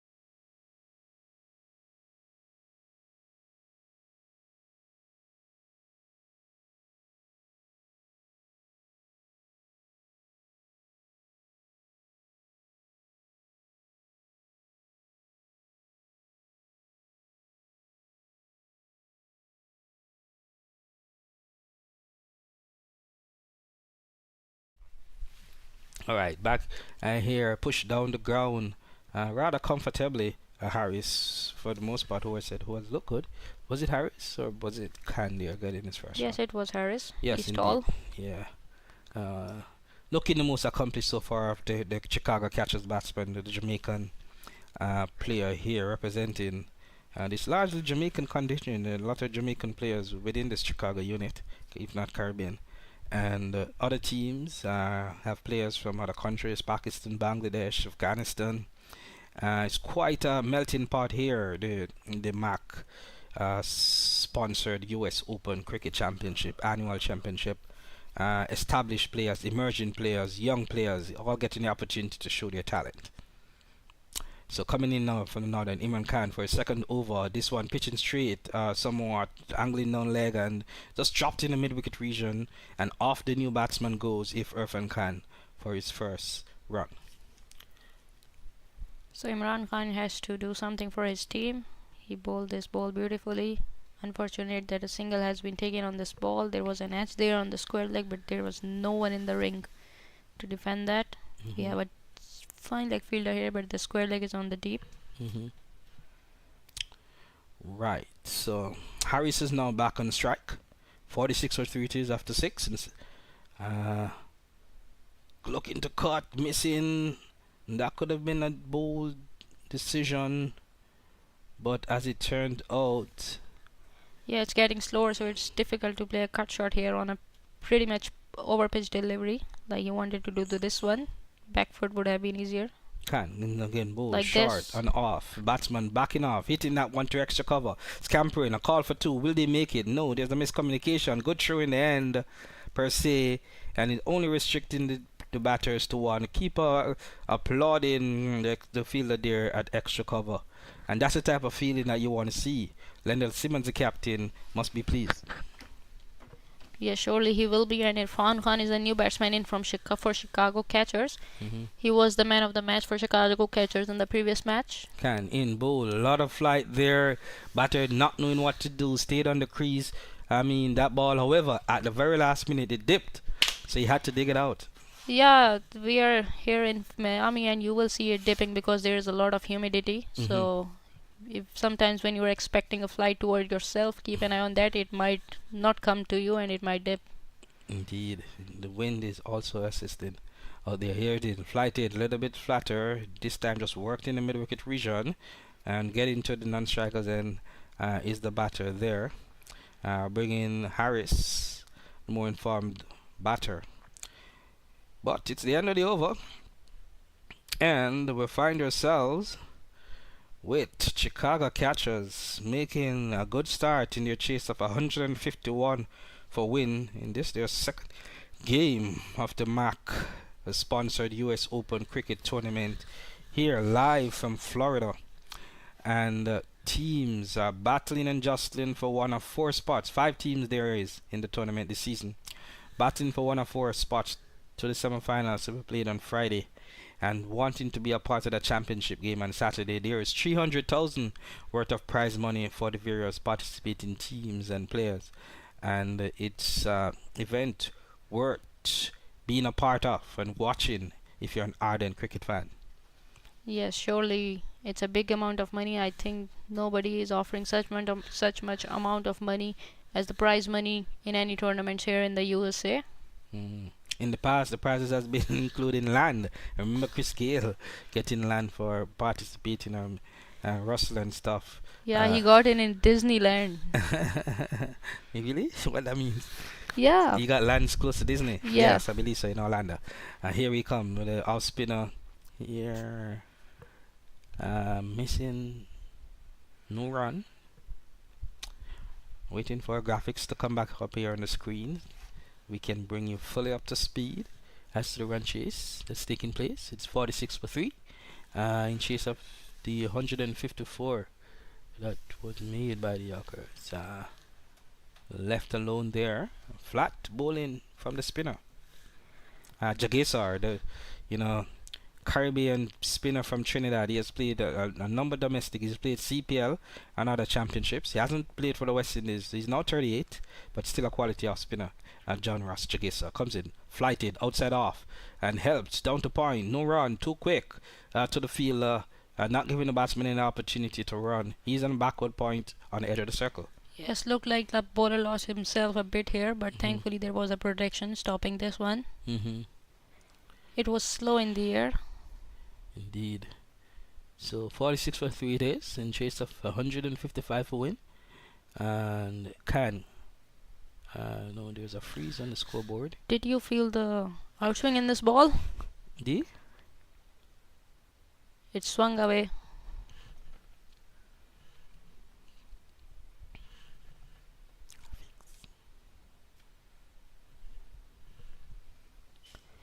Oh, there was a flight and it has been taken all over the head of the long on fielder for a maximum. 6 runs for Irfan Khan. Wonderful shot this is. Executed really well. Not a very good ball from this bowler. It was in his zone and he is ready to take you on. Indeed. An attempt there. And well played. Very well played. The guys are wondering what happened there. He will now have to seek to bring his team back in this over. Bowl flighted more flat outside off. We've seen that one having a bit of arm ball, if not away movement, if not dozer. But brings the over to an end. Brings the over to an end here. We're still having a little bit of technical glitch here with our graphics and the scores. We'll bring it to you very live, but it's all happening. Including not only on the field but here in the commentary. Yes, a drinks break for Ryan Harris and Irfan Khan. Maybe a message as well.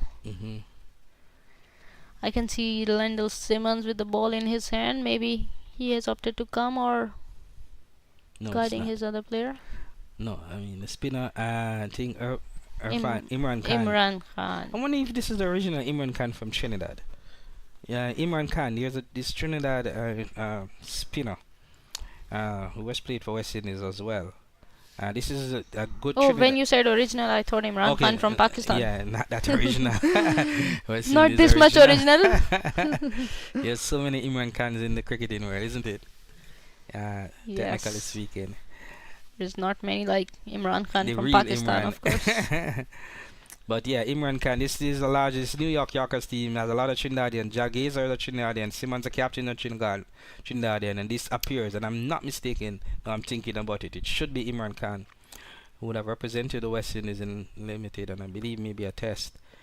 He's also a part of the team here. Come to think about it, his hair is normally let loose. But to look at him closely, it is him. So this is a largely Trinidad. Whereby the catchers is a largely Jamaican contingent.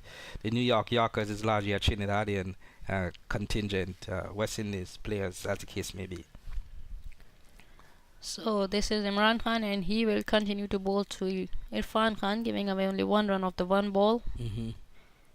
Oh, he's got his man. Indeed, he has. This one a little bit quicker and swinging across the line was the incoming batter there, leaving Harris with a strike, but missing completely. That shot wasn't on, it wasn't short enough, and it wasn't slow enough. Yes, he had no chance to pull this one out. We did not see any feet movement to get to the pitch of the ball. He just wanted to slog it over by standing on his position. Okay, so we have a huge list of Imran Khans. Yes, several Indians, several Pakistani players from Sri Lanka, UAE. There are so many Imran Khans, pun and no pun. You never knew, did you? No, I did not know until today. Until just now. I thought there are just only 2 Imran Khan, one the senior and original, and then there is another Imran Khan Jr. He also represented Pakistan in Test team. Okay, I'm sure he's It was a great ball from Imran Khan. Breakthrough was provided from him. You usually trust your leg spinners to get you a wicket. And these are difficult conditions for him to bowl because the ball is wet. Yes, you can clean it out, but the seam of the ball remains wet. Oh boy. So yeah, I'm actually looking up and really not seeing Imran Khan from West Indies. I just wanted to just provide our viewers with his qualifications, if not experience, because that was a good delivery, rather straight, potentially arm ball that bowled the batter there. New man in is a left-hand batter for Chicago Catchers. Irfan Khan, not Imran Khan, is a new batter. I didn't even take his name. You are so much into Imran Khan. I know, right? But there he goes. Imran Khan bowls that delivery, and Ryan Seymour Harris Ryan Harris, as we know him, Seymour being his middle name. He's now on 2013, the top batter for the catchers. You get the feeling if he outs, there'll be a problem. But the off spinner, John Ross Jagisar, also, Khan is bowling from the northern end. We're still having a little bit of issue here with her scoreboard or graphics, a little technical glitch. But Khan from the northern end, he bowls, almost getting the wicket of Harris. As I said to you earlier, he's tall, he comes, as you're saying, there's humidity, so he's not necessarily looping the ball in, but because he's tall, he's going through the air quickly and the ball is dying. Yeah, that I one think almost got under the bat from Harris. we saw some drift on this ball. It came back into the bowler, As to well. the batter. Alright, here's Khan again, because he does have that ability. And Harris this time gets under that one and hoists it well into the stands. Over pitching there was Khan, and full treatment being handed by Harris. 6 runs. Definitely keeping the catchers well in this chase and this target of 151. 56 for 3 they are just now after 8 overs.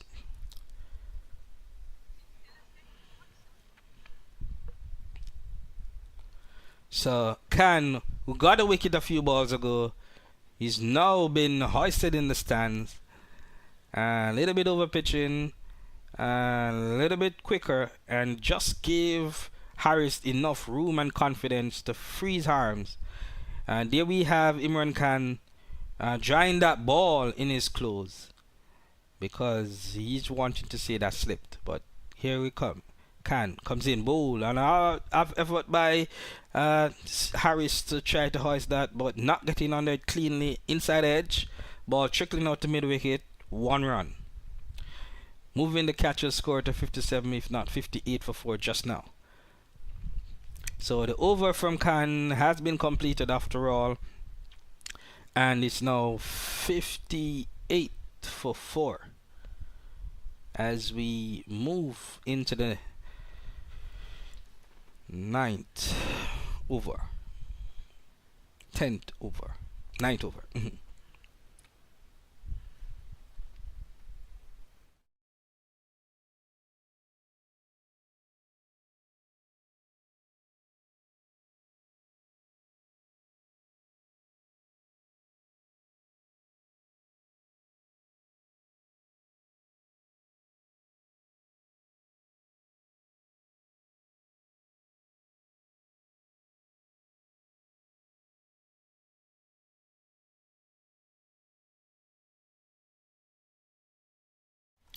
So resuming now from the southern end is the off spinner.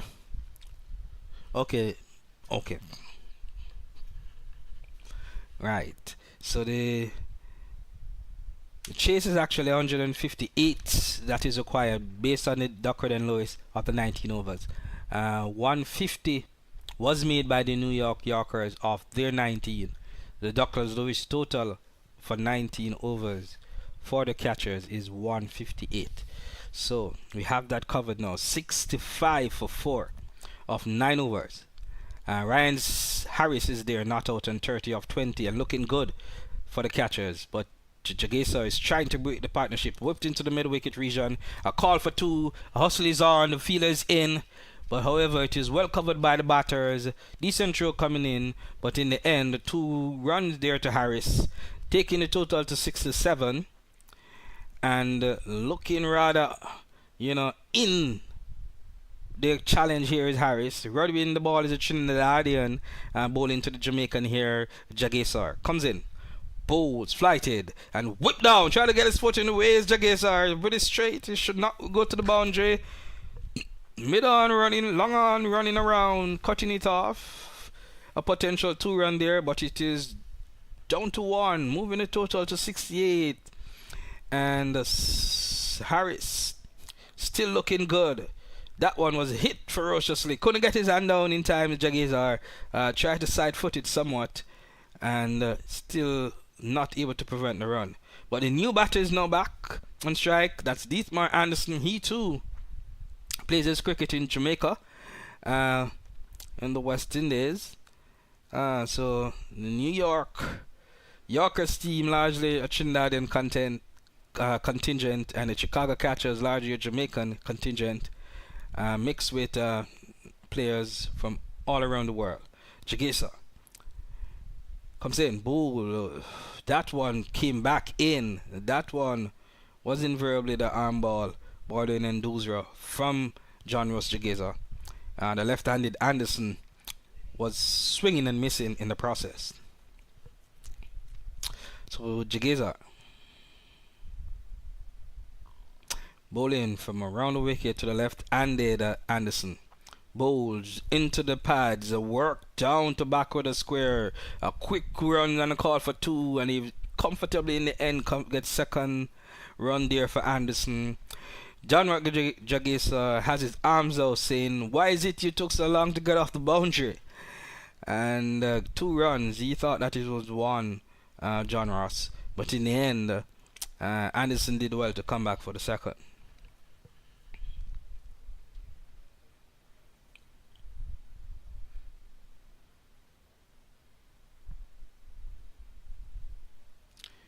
So there we go. Jagesa continues to the left-hander from around, going down, maybe an inside edge. Yeah, no appeal there. Left-handed Anderson tried to hit that over mid on missing out. In the end, a dot ball it is. The score remains on 70 for 4. Therefore, after 10 overs, a run rate of 7. Remember, Chicago Catchers, they're in chase of 158 of 19 based on the Duckworth and Lewis method, having seen the Yorkers made 150 of their 19 overs before. We'll be back.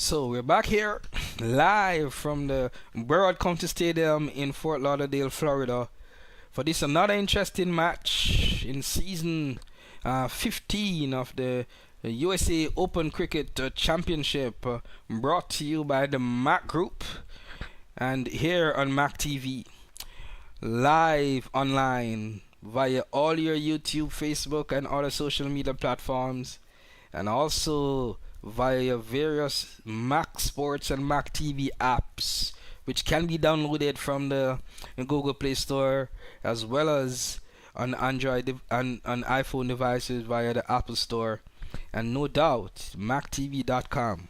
You can watch it there as well. So there are plenty of opportunities for you to see relatively good quality cricket from established first class and international players from all the a number of test playing countries. Yes, so good to see all these players participating in this beautiful tournament and making it enormous with their presence. So we are halfway into the second innings. The score is 70 runs for the loss of 4 wickets. Fahim Brahimi is making his comeback once again in this inning. Right, Brahimi comes in, full toss, missed out opportunity there from the rather info Maris. His highs lightened up when he saw the full toss, but he tried to put it in the wrong place. Yeah, definitely. The shot he replayed after the ball was gone was a better one for this. Right. Yes, it's one of those tough ones because it was full but it was wide. You do not necessarily want to be trying to push that in the covers, even though I could have gone to the cover fielder. So your best bet, you want to try and hit that to mid wicket, but it just was not there. Yeah, it dipped. We can say that it was a low full toss. Yes, and Barini this time wide and should be signaled as such, and being left alone by Aris very comfortably. So quite off range in his 2 deliveries here is Barami.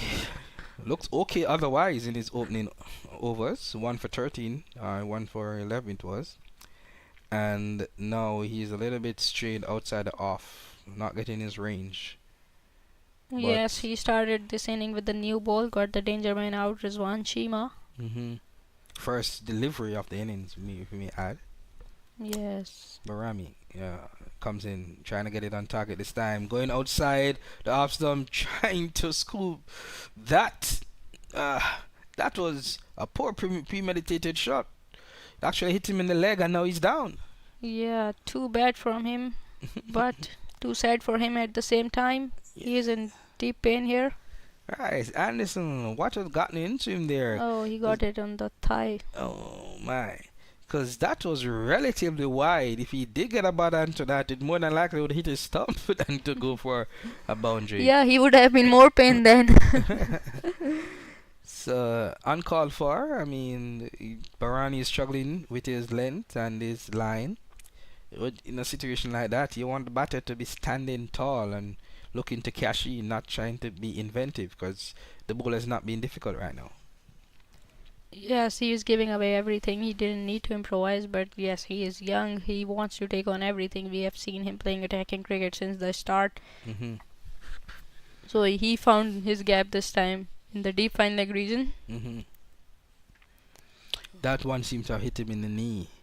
Because as you can see, his fellow teammates, they're trying to rub the area inside the knee there. You know that can be like a funny bone. Yeah, funny bone. Yeah. It gets very difficult when it gets hit on there. Yes. Yeah, not as flush in the knee, but just to the side there. That's chipping the cap of the knee. That can be tough. As per where we're seeing the spraying, the magic spray being applied. Yes, he must ice his knees after the match. Yeah, but it can take a little while. Hitting that funny bone. Yes, he might feel more stuff when he go back. Yeah. But for the catchers, they would want him. They'll be comfortable, if not happy, to see walking around and being a bit chirpy here, because they want him to be the batsman who remains out there. He's on 33 from 25 deliveries, but he has played some very competent shots. He has looked rather good in his selection, and in chase of 158 of 19 overs, you want a player who has been set and who has been spending some time, as Harris has, to continue to be there. He's with Deethmar Anderson, who is just on 4, and they're on 71 for 4 at a run rate of 6.87 at the moment and requiring 9. So they definitely need Harris to be fit. Yes, they surely need his presence there, because they're halfway into the innings and Harris has been there for quite a long time, all settled in on 33 runs. He has to build this partnership along with Deethmar and keep scoring those boundaries for his team to bring the required run rate down from 9 to the current run rate 6.87. Yes, indeed. So a lot is happening here in the second fixture on day 3 of the 2024 US Open Cricket Championship here in Florida, brought to you by MAQ Group, MAQ TV. As you know, MAQ very much in various sectors, including real estate. If you're interested in properties here in the United States, also as well as Canada and the subcontinent, particularly in Pakistan, you want to be contacting MAQ, because as per the MAQ Group, they're all into providing excellent service. 71 for 4 are the Chicago catchers, 10.2 overs. The batsman is now back up, Ryan Harris, and he seek to guide the catchers to their second win. They won their first game yesterday, whereas the New Yorkers lost theirs. So they are looking to get their first victory and be in the run for a semi-final place. We continue with Barami. He comes in, much slower delivery, outside off, forcing the batsman, injured batsman we can call it, Harris, to lean forward and push that in the covers. And another run added to the target, to the total. Yes, Harris was vigilant this time, waited for the ball to come to him and played it beautifully towards cover. Good to see him back again for his team. Your next batter is Deethar Anderson. He's a lefty. Rather built lefty. As I said, these two batters are soldiers. They play for the Jamaica Army team in the domestic championship there, and are looking to make the Jamaica regional first class team, hopefully to prolong a career. Barami comes in, bowls down leg wide, missing the batter, missing the keeper, and finding the boundary. 4 wides. Poor delivery from Barami. Yes, I wonder why he wanted to create this much angle for this ball. He came round the wicket to the left-hander. He had an extra room on his offside. I'm sure he's not going to get another over. He has looked all over the place here. Started with a dot ball wide, then a dot ball single, then 4 wides, and he bowled even worse in the prior over, if you want to use that expression. So we come in here, talking up the batsman here, slowing it down a bit. Barami. Yes, good ball, good hard length this time from Barami. And this is the ability that Lendl Simmons, the captain, knows he has to bowl that delivery that gives the batsman little room, but he's just not delivering it. Ball in, ball out. Barami comes in. What will we get from him this time? Again, this one more on the stump, top edge.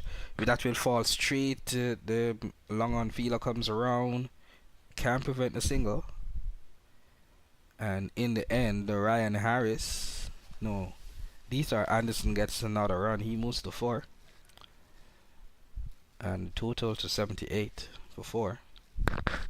1 delivery remaining here in 11th over. Yes, 8 runs of this over so far. And remember, it's a 19 over game due to the Duckler and Norwich scoring method. So 158 is needed, even though 150 were made by the Yorkers in their innings. Barami comes in a little bit wide and pushed in the extra cover. Not a single. Brings an end to the over and bring the total to 79 for 4. 8 overs remaining.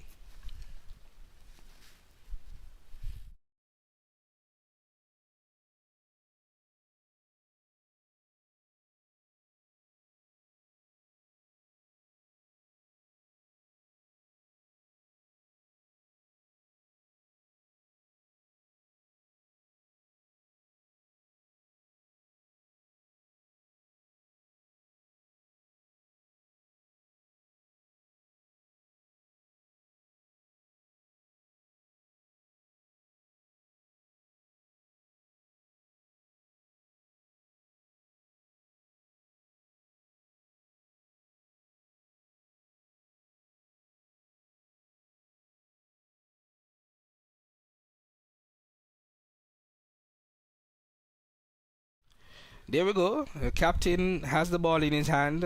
Lendl Simmons. Gonna bowl is off spin. At the international level, we know him to bowl medium work. Sometimes he does bowl, very few times though, off spin. Solid opening batter, as we are all aware, for the West Indies team. Played crucial innings in leading the West Indies to World Cup glory, both in 2012 and 2016. Back-to-back world champions. Here, bowling for the New York Yorkers is Simmons. Throws that one up down the leg. That should be wide. If nothing's on it, it should be too wide. Otherwise, it could be a bye. Indeed, it's too wide. So not the start that Simmons would have wanted. But fortunate for him, the batter did not cash in. Yeah, otherwise there would have been plenty of more runs on this ball. Not known to be a big turner. Maybe looking to get some flight to deceive. Oh, wide. He's looking like a batter in those 2 deliveries rather than a bowler, isn't he? Absolutely spot on here. Needs to get his range here, Simon. Again, much more flighted and going through is Anderson, hitting that one pass cover. Extra cover is there, however. Is it extra cover? Am I seeing it correctly? Long off is it. and let's just run around. Yes, so it's pretty unconventional field. They have Yeah, a okay. they have Have a a straight mid on, yes. and then a wide long off. Interesting. Simmons. This time he's bowling to the right and tucked around the corner there by Harris. The fielder was there on the square, but the non-striker Anderson was quick. Yeah, Ryan is playing beautifully here. He is moving his feet very well, read the ball early and guided it well. Simmons comes in float. Is he trying to bowl a leg spin here? No, off spin. But it seems as if he hasn't bowled in quite a while, not even in the nets. That one was well wide of the crease. Again, this time more flatter.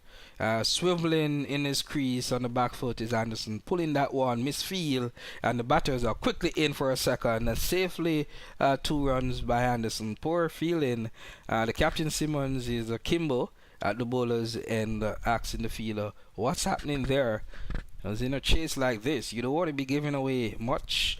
Yes, the catchers are currently at 7 runs per over and require 9 to do well, to win per se.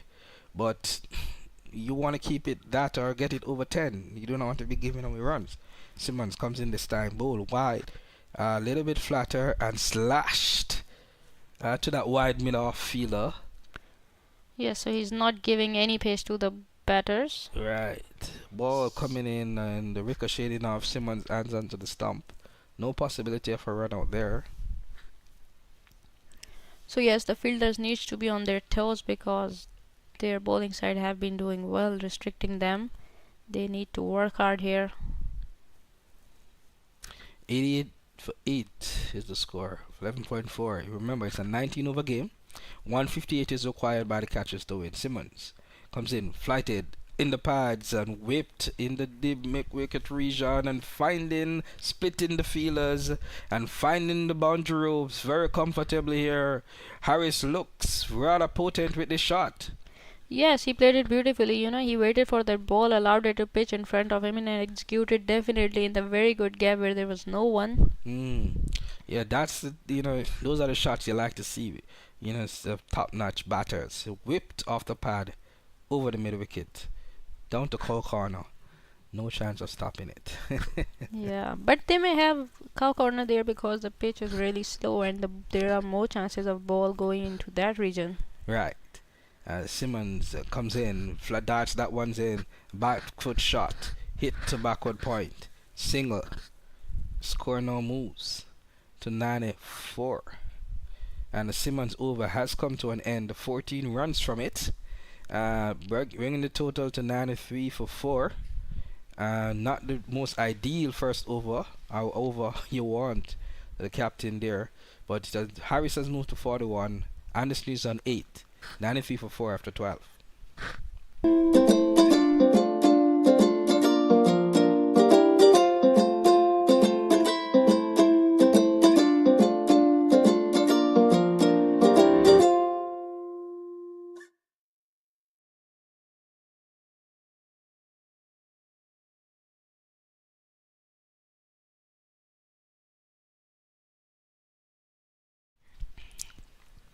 So the lights are on here at the Broward County Stadium in Lauderhill, and largely Caribbean community of Lauderhill here in Fort Lauderdale. Big Caribbean presence largely in Miami, Fort Lauderdale area here of Florida, southern Florida. So there's a community here, and it's also, if I may dare say, with a lot of Asians as well, Indians and Pakistanis, as evidenced by MAQ, the head of the MAQ group, who are in charge of this US Open Cricket Championship. And we just had on commentary Faiz Iqbal, Pakistan Test cricketer, and there's a lot of Commonwealth nations fusion, you'd say, right? Yes, absolutely. And as a West Indian myself, I'm speaking to a Pakistani in Anwar, German Landerman, yours truly, in case you're just joining us. I'm an Anwar, Pakistan woman, international cricketer, currently injured. I'm hoping to rejoin the ranks of the Pakistan unit going forward. but quite an able ally in the commentary booth in this debut cricket tournament. Yes, hoping forward to do so. So we have a new bowler here, Suraj Sipal. He will be bowling from the far end to Ryan Harris, who is set out there on 41 and 30 balls. Yeah, Sipal comes in. What will he do? Medium pacer. Not an end, bringing over his arm per se. Kind of bowls a little bit the back of the hand. That one was really wide. And Simmons is struggling here as the captain to find bowling alternatives. Imran Khan, I guess, didn't bowl that well. Jagesar bowled okay. I guess they need to break the partnership here, bringing on their best bowler. Who is that?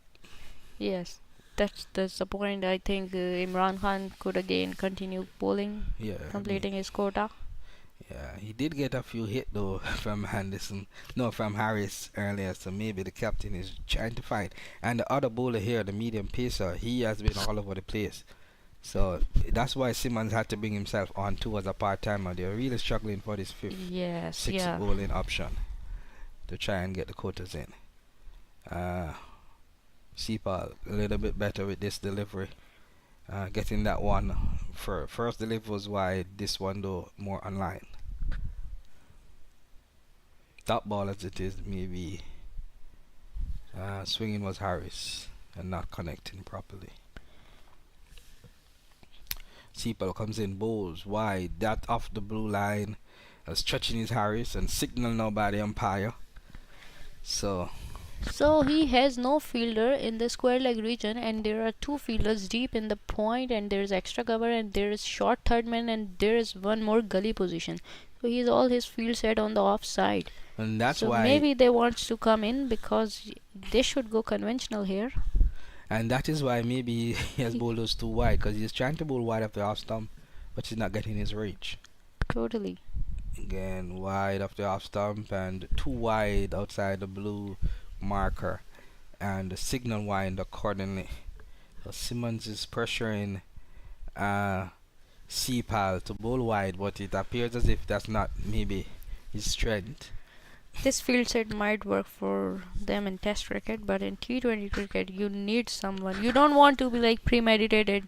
The batter knows where the ball is gonna come. Exactly. Push down to mid off, comfortably by Harris. This one a little bit closer to the batter, and Sipal this time getting it on line. So we've had two wides, two dot ball, and a single now in this over. And 96 for 4 is the total. Run rate is 7 runs per over, and required run rate is 9. So still even Stevens here with 6.3 overs to go. Yes, they surely want to swap this current run rate with required run rate. With Ryan Harris on the crease, Dietmar Anderson is settling up. He's on 8 on 9 balls. Yeah. Yes, the struggle in the run-up continue for Suraj Sipal. Okay, it must be mentioned there are still opportunities here. 13 players per team, and any of the 13 can bat in these conditions or bowl, but only 11 can field. And as the case may be, this one again is wide, passing the keeper, 4 wide. So this part-time seam bowling option has definitely not worked, because this bowler here, just like for the most part, Simmons looked in his bowling as if they haven't been practicing bowling in the nets, but they're trying to get some overs out of him. Yes, I absolutely agree with you, but I would also like a bit of more efforts from the wicket keeper. Yeah. It was there to stop. Okay then. Let's put a little pressure on the keeper there. Comes in Sipal, this one more on the stump and digged out of the pads by Anderson. They do move across for a single. So we have had 2, 4, 6, 7 deliveries in this over. Only 4 has been legal. 6 has been wide in terms of runs given away. And let's see. Current run rate at 8 and required is at 8.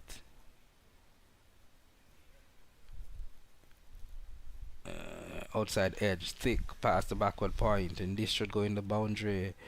Deep backward point, trying to run around as well. They are point fielder, as the case may be. Celebration from the camp of the catchers, because that should be a welcome boundary. Yes, it was way too much outside the off stump, had almost crossed that wide line as well. But Ryan Harris made the most of it and guided it towards 4 runs. Yeah, because as you said earlier, the field and everything is so telegraphed. So the only thing the batsman is required to do is he needs to make an initial movement outside the off, because only one way the ball is coming, and that's what happened. Yes, absolutely. So, still no change in the field. Yeah, I mean, what is Lendl Simmons, the captain, doing with these kind of bowling and fielding? Let's see, Seapal wide. That's gonna happen. We may have another pitch in the play soon. Yeah, I mean, you're correct. It's as if Simmons is thinking, but Simmons don't realize the bowler field or play the cricket he wants. He has to have the bowler who is able to do it very accurate outside there. You cannot be asking part timers, if I may say, to be bowling these strenuous lines all the time. Outside off, call for 2. Batsman decided not to. Good come around from the mid-on fielder. And finally, the over has ended. Finally, 15 runs off that Siraj Seapal over. 14 had came off the other part-timer Simmons in the over before. The catchers has definitely catched up as a result of these 2 big overs, close to 30 runs. And they are now needing a mere 50 runs of the final 6 overs at a run rate of 7. So the catchers has caught up. Ayman. I like that pun. Yes, Ryan Harris has really brought them back into the game. He has been batting beautifully out there, but definitely so much struggle for Simmons, as he is unable to bring a bowler who can provide him with the breakthrough. So, looking at the setting here.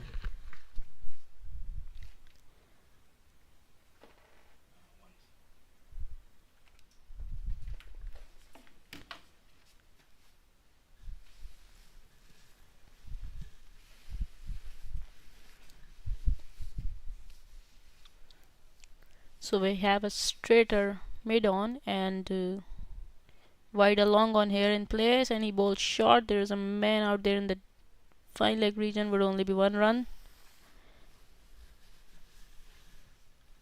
Ryan Harris is playing a sensible knock here, and his partner Dietmar Anderson is doing well beside him.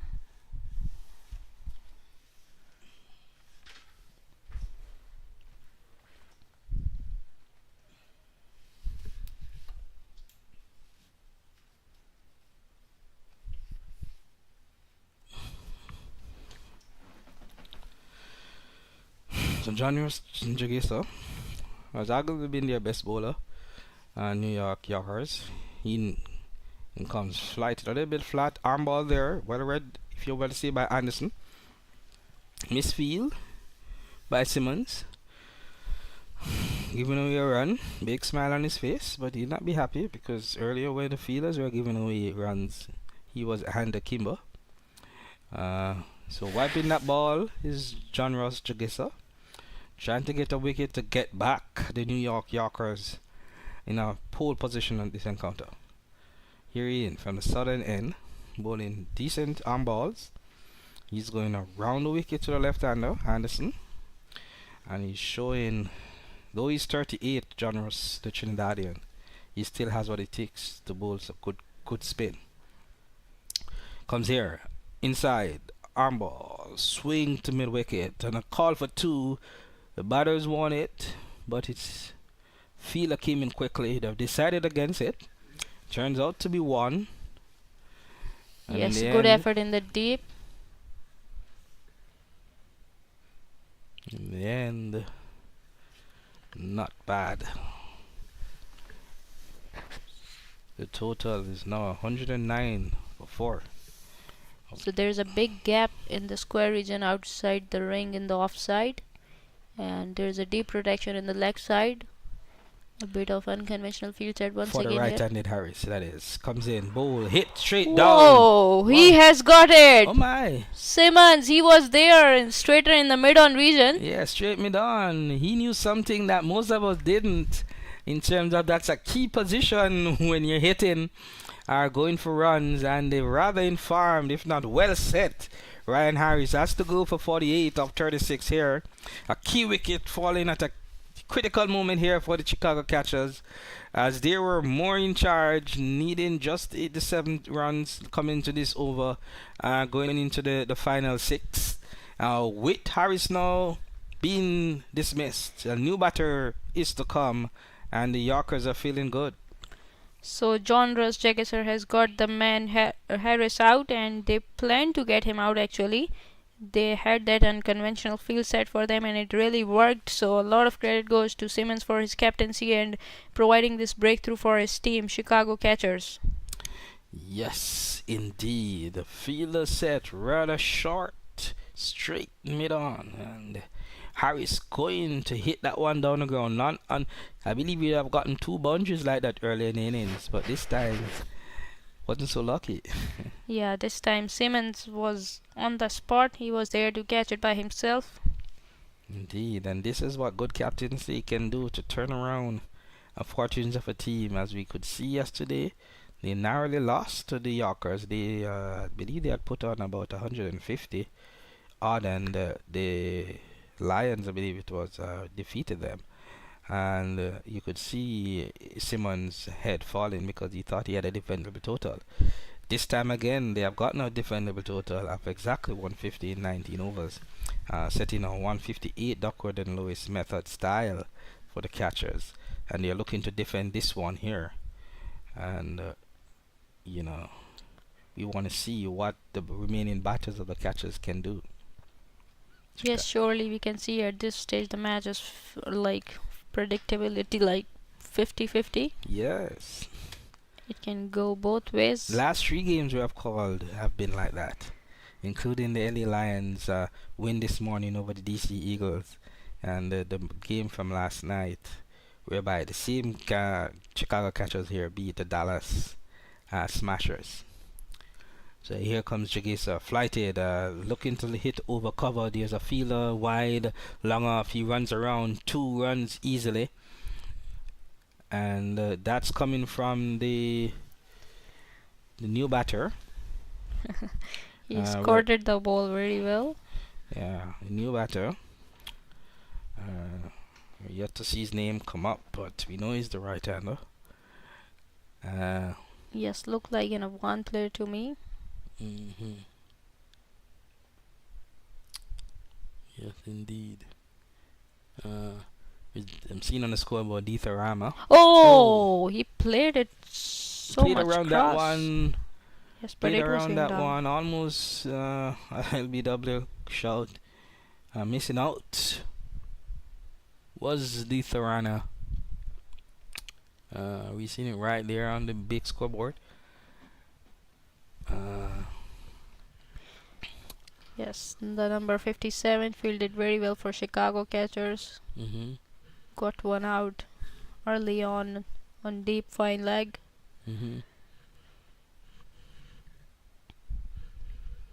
So close encounter here. This another encounter in the 2024 USA Cricket Open.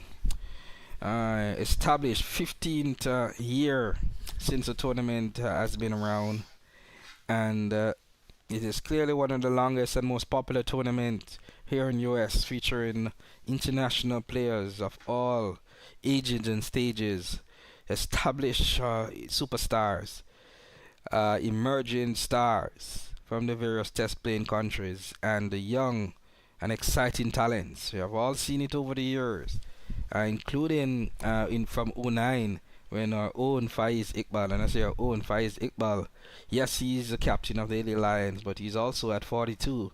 Has been in various capacities in terms of player and coach in the tournament here, and even now also a part of the official setup here with USA Open. So this shows you the caliber, the quality of the tournament, and the players, and the performances, and the viewing if you're a cricket fan. Yes, so Imran Khan has been brought back into the attack by Simmons. Did he have a choice? As if we had seen Sepal back with the ball, maybe he didn't want to win this game. He went for what, 15 runs was Sepal. Even Simmons replaced himself earlier with Jagesa. He went for 14. But Imran Khan, flat. Was there an opportunity there, No, or did it spectator bounce? catch? Okay. Or fan commentary catch. I'm just saying. Well, yeah, hitting the ground and well fielded, and in return there, Imran Khan flat with that one. Flat again here. Anderson trying to turn across it and hit it to mid wicket, not timing it well. The ball eventually going to long on. Upset with himself. He's actually complaining with the umpire. I don't know what he's speaking about. But at the end of the day, it's another run to the total. 115 for 5 is the total now. And the new batman, Hamayun Amalsi, he now goes into strike. He's on 2 from 2 deliveries, and this is on 13 from 14. And remember, they're chasing a target that is doable and catchable at 8 runs per over. Yes, definitely. They need a wicket here. Khan flighted up in the air. That one is in the well lit drop short. Yes, off the fielder running in from long off. 2 runs eventually taken. Not timed well by Amazi, but falling in safely. It went high up in the air and fell inside the ring, so the fielder was very much deep, not being able to stop couple even. Indeed. But those 2 runs do matter. Remember, they really need 8 runs per over from here to comfortably reach your target. Bowling, all ends up, swinging and missing was Amazi. And Imran Khan has struck one of the better bowlers on display here for the Trinidad team, for the Chicago Catchers team, the Trinidadian. He has now gone 2 for 29 and has gotten a 6th wicket from the Catchers. Flighted somewhat, but a little bit full and dying on the right hander, and he hit across the line and was dismissed. Yes, it was full pitched and it drifted back in because it's too windy out there. But Ahmadzai was no shape to execute this shot. No. You had needed to have at least left the crease a bit to try to get under that some more. But as you rightly say, the ball has died precipitously under the humid condition from the very tall Imran Khan. What's left in store? We're now into the bowlers. The new batter, per se, for the Chicago Catchers team is the fast bowler Dennis, if I'm not mistaken. No, Leslie. Fast bowler Leighton Leslie. Yeah. And he pretty much needs to play a good knock to keep. And there we go, swinging and missing from that rather looping delivery from the tall leg spinner Imran Khan. So Khan still has 2 deliveries remaining in the over, and you'll be hoping for another wicket. Let's see how late Leslie looks going forward. Leslie going on the front foot, pushing that one to the point area, running through was Dieter Anderson. Comfortable single in the end, and that has taken the score to 118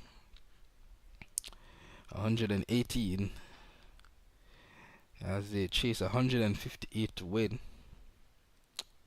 7 runs required. 7 runs, they are going at 8 runs per over required from here. Imran Khan with his final delivery comes down and pulls that one. Anderson trying to slap that one again into the mid wicket region. failed in his efforts and brings the over to an end. And it's now 118 for 6 at the end of 15. We have 4 more overs remain and 40 runs to get for the catchers. And needing that to score at 9 runs per over. What's going to happen? Stay with us and you shall see.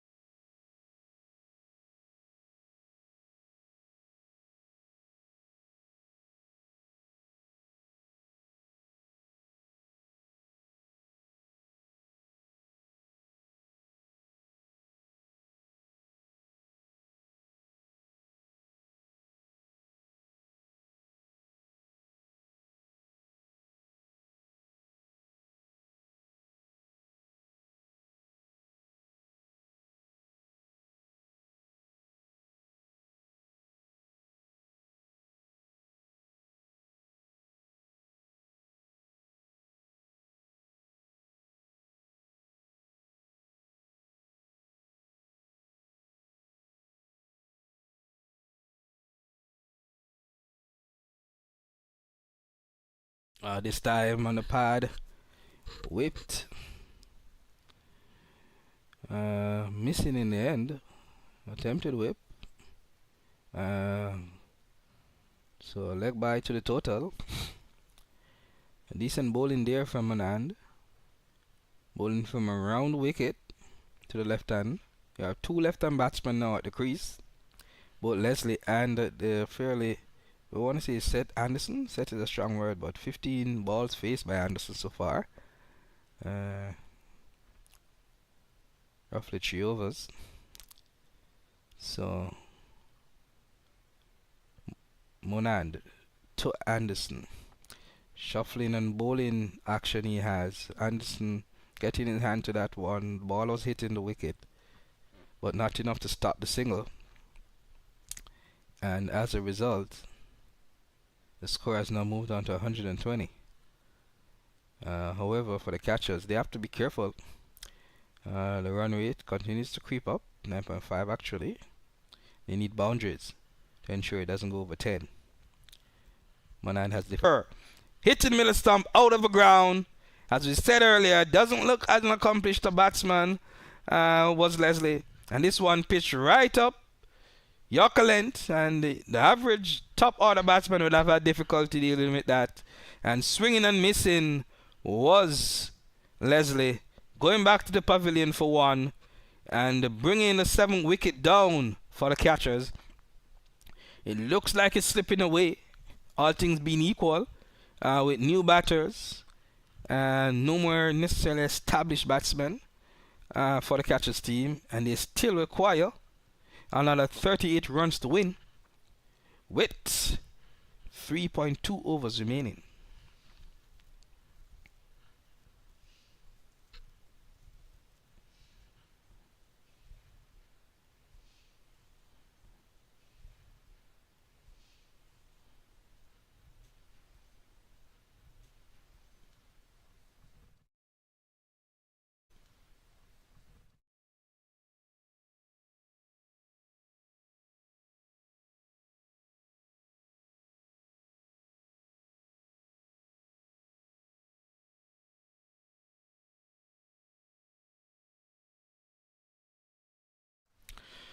So new batter to the crease.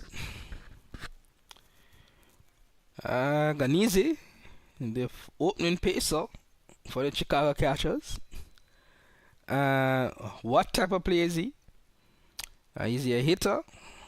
Is he a hitter? Is he a competent enough batter? He can play quality competent defensive shots. Or is he a hitting type, as we saw with Leslie earlier, who will have problems with the Yorkers here from Anand? Let us see. 120 for 7 it is, in chase of 158.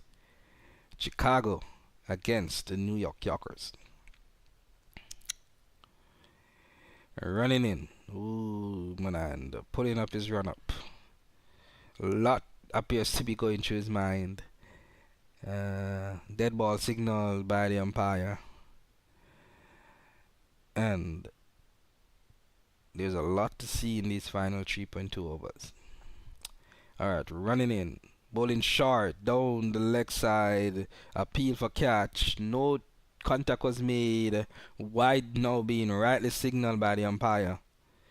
So, bowling, getting a wicket from a pitched up / Yorker delivery. And now trying a short ball here at the number 9 batter. Ganese is Monand. And not getting his range correct. Well, he has another opportunity to correct that. Manand bowling from over the wicket here at Broward County Stadium. A little bit behind, lifted in the air, comfortable catch. Oh, spilled. What happening there? Unbelievable. Drop catch, is it? Unbelievable. Up in the air for quite some time. Mid-on, seemingly very comfortable under it. Judging it supposedly, but it died in front of him, went through his arms, and a drop catch. How crucial will that be? 2 runs for Ganese in the process. Ganese backs off. Attempt to swing. Again, this is a wide delivery. Bowler shaking his head. Maybe he's still thinking about that drop catch. But runs being given away, wicket chances going down. If the New York Yorkers were to lose this, which should be their second loss in as many games, it would be down to them because they had an 8th wicket in the bag there and they missed out. But continuing is Manand. Last legal delivery. Bowl short, inside edge, missing the wicket and running through quickly there was Anderson. Getting his 3rd run in the process is Ganese. Moving the total therefore to 125. Required run rate as much to 10. Chasing 158. End of the 16th. 125 to 7 is the Chicago Catchers. Interesting contest.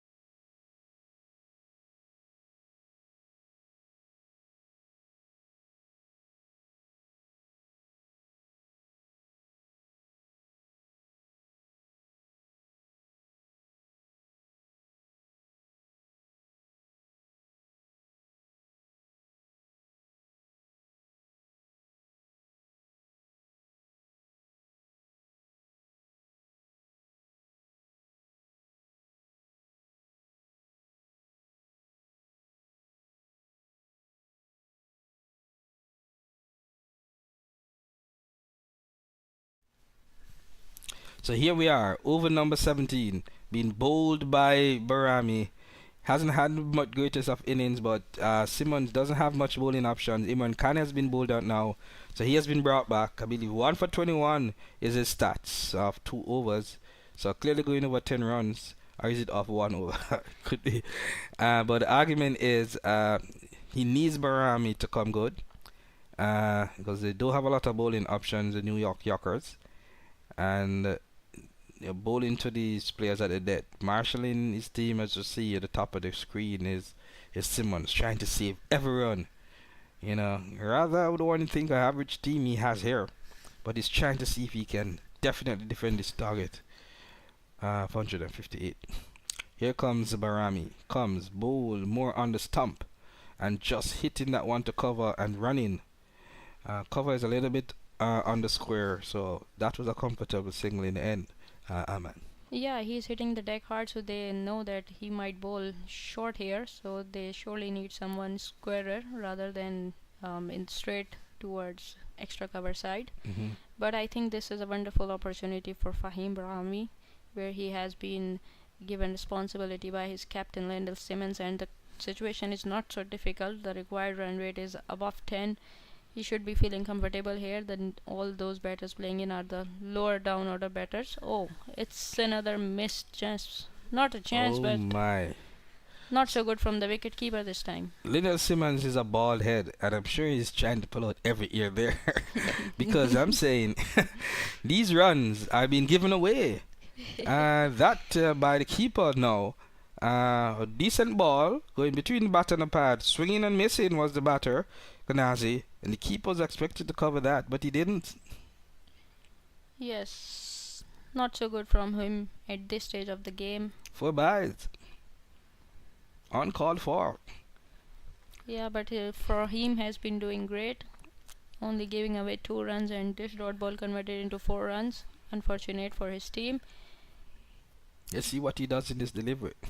Bustling in, as the case may be, from the northern end. Bowl on the stump, hit down back firmly to mid-off by Ganizi. Ganizi looks for me a little bit better than the previous batsman, which was Leslie. He's a little bit more orthodox, and he plays with a straighter bat.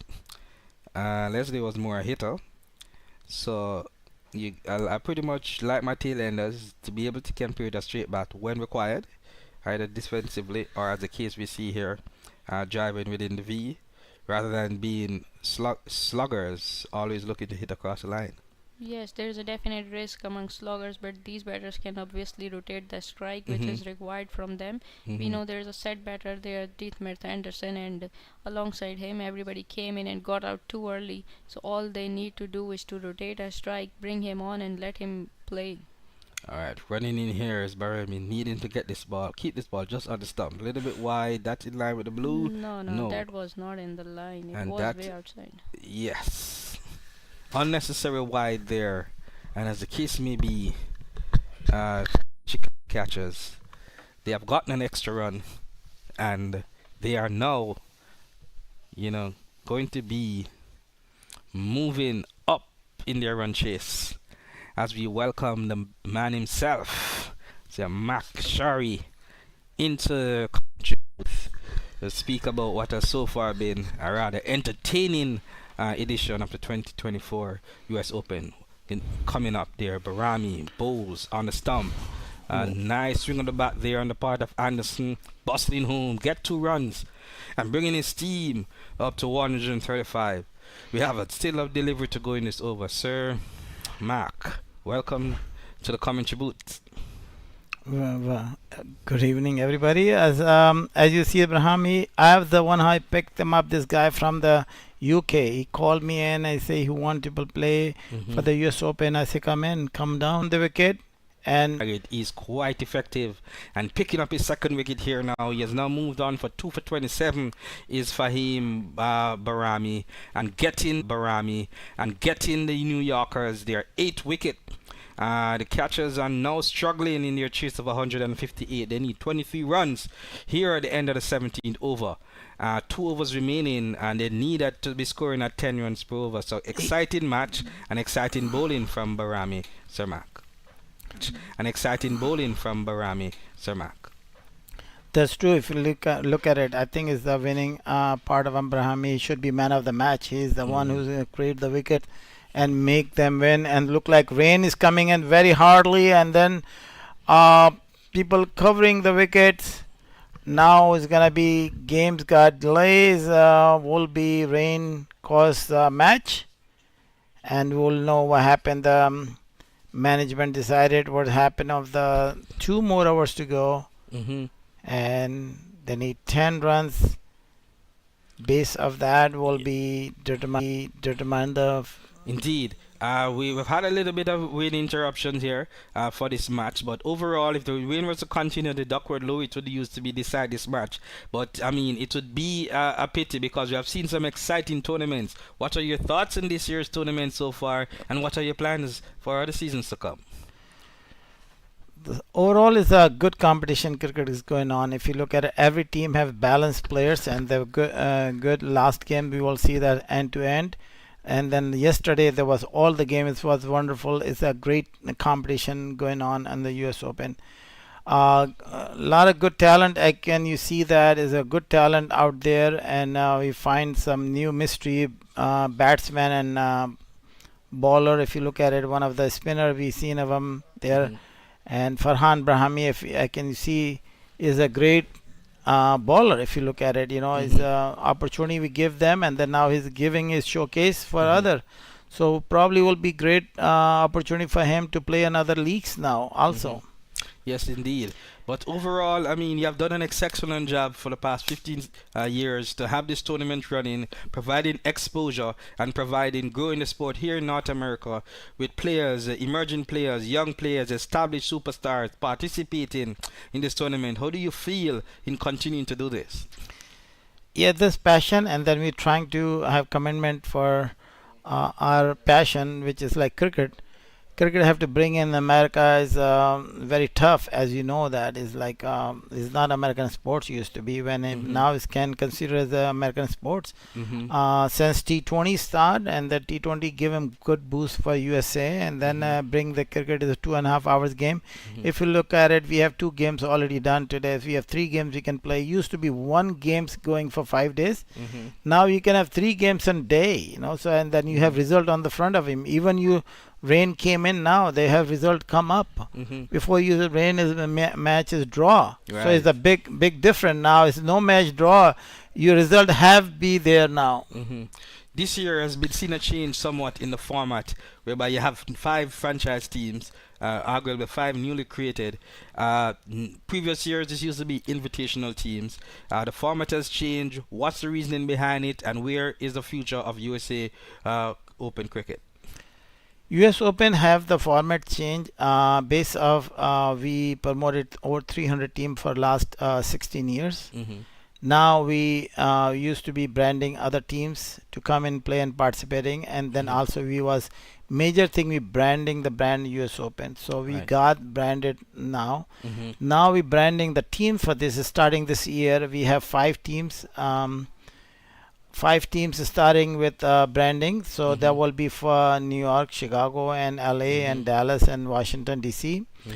That teams have bunch of investor will gonna come in looking to invest the money to buy the teams coming in. They're gonna be run the teams with the management scale and for next following years. And then we have investment project basically for the real estate, and also on the league is a US Open.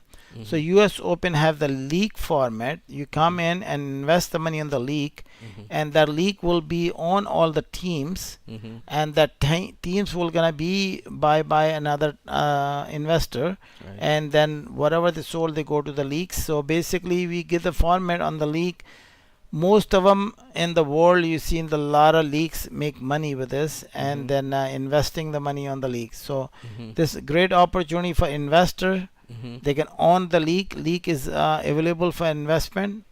And how you're recouping the investment that people asking it all these years. You're gonna be on the stadium apartment complex along the stadiums. There will be investment return for them. So there's a great opportunity for all of them investor, and then great opportunity for the players, because the players got a strong investor behind them, and they give them a facility, and then they give them opportunity to play, and then more games gonna be played. It's a win-win situation both ends. So US Open have 5 teams this year, and then US Open have the league is a well recognition league in the world. So this brand is there, and then 5 teams gonna be started, and then we will add few more teams in the future. Right. So indeed, you're adapting the franchise team format as per most major T20 leagues around the world. Correct. Whereby the league organizers create these franchises, arguably as we've seen with the 100 now in England, as per Major League Cricket. The organizers create the franchises, invite investors to partake, if not purchase the teams, and not only be a part of the team structure if necessary, be a part of the entire league structure as necessary, and using this quality established USA Open cricket brand and make it one of the most popular T20 leagues in the world.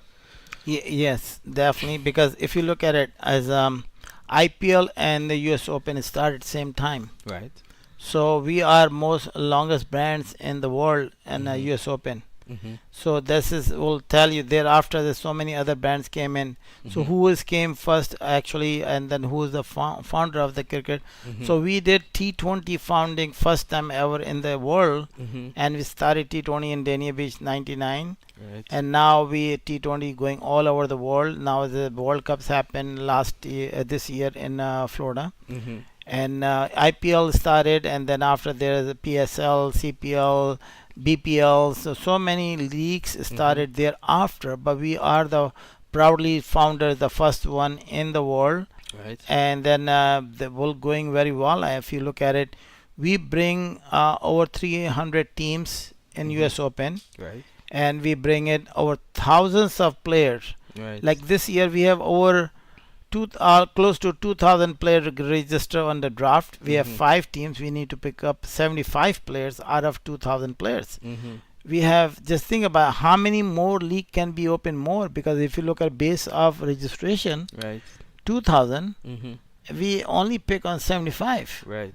Where's the 1900 gonna go? Right. So there's an opportunity is there. So means more leagues can be reopened. More franchises. More franchise open, more leagues can be open, more tournament can be happen, more happen. We support more. More happens, the more we can have players. Right. So always I want to support every league in USA. Right.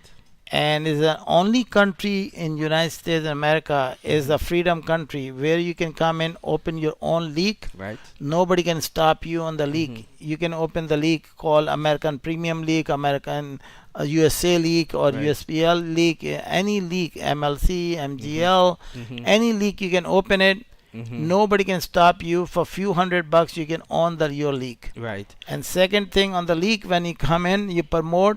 Nobody can stop you either. If they do that discrimination, they're gonna stop, and then the business damages, and then they have a lot of lawsuit. Right. Not like India and Pakistan, if you have control by government, Right. Bangladesh and all for cricket. Here in America, nobody can control you, because you can open. If somebody stopping you, there will gonna be a lawsuit pending against them and damaging businesses also. So is a good thing on it. Like I can open gas station cross the street, new gas station. I can open hospital, other hospital, government hospital cross the street. I open the private hospital. Right. Nobody stop those, and then nobody can damaging your businesses either. So this is a good quality, and been living in the United States and America, and they support you and they give you the rules, regulations, and we follow those as long they are, and is no control. It's not like there. So is independent, beautiful country where you can come along and open your own businesses and creating. So just in case, I mean, for our viewers, you're not missing anything. And there's currently a rain delay happening here at the Broward County Stadium in the clash here between Chicago Catchers and the team here from New York Yorkers. So right now the Yorkers have made 150 in their first in their innings of 19 overs in this rain interrupted match, setting 158 and 20 runs off. We believe that the Chicago Catchers are with 3 overs remaining. Duckworth Lewis may very well decide this game, but we're here to bring you the action. In the meantime, we're speaking with the man with the vision behind the US Open since 2009. And as he explained, he has been keeping tournaments even earlier from the 1990s, leading into the formation of the international T20 format in 03, the formation of the Indian Premier League in 07, and then the US Open official T20 league here in 09. It has been 15 years, and you must be proud of the effort, Sir MAQ. Yes, if you look at it, we came with the format 2008, which is like many international players play for 4 teams. called thereafter my names is called MAQ T20. Right. 2008, and opening the breaking ground on this stadium. The first time they play on this stadium, ICC approved stadium. Right, because the First- stadium was built in '07 for the World Cup. We didn't get in a match here in the US, but you brought international cricket here. Yes, 2008, the right. first international T20 has been played, and they're honorary by names from the Congress and all. They call MAQ T20, first one. So in USA, recognition by Congress, Right. the promoting cricket in United States, and they call name after MAQ T20.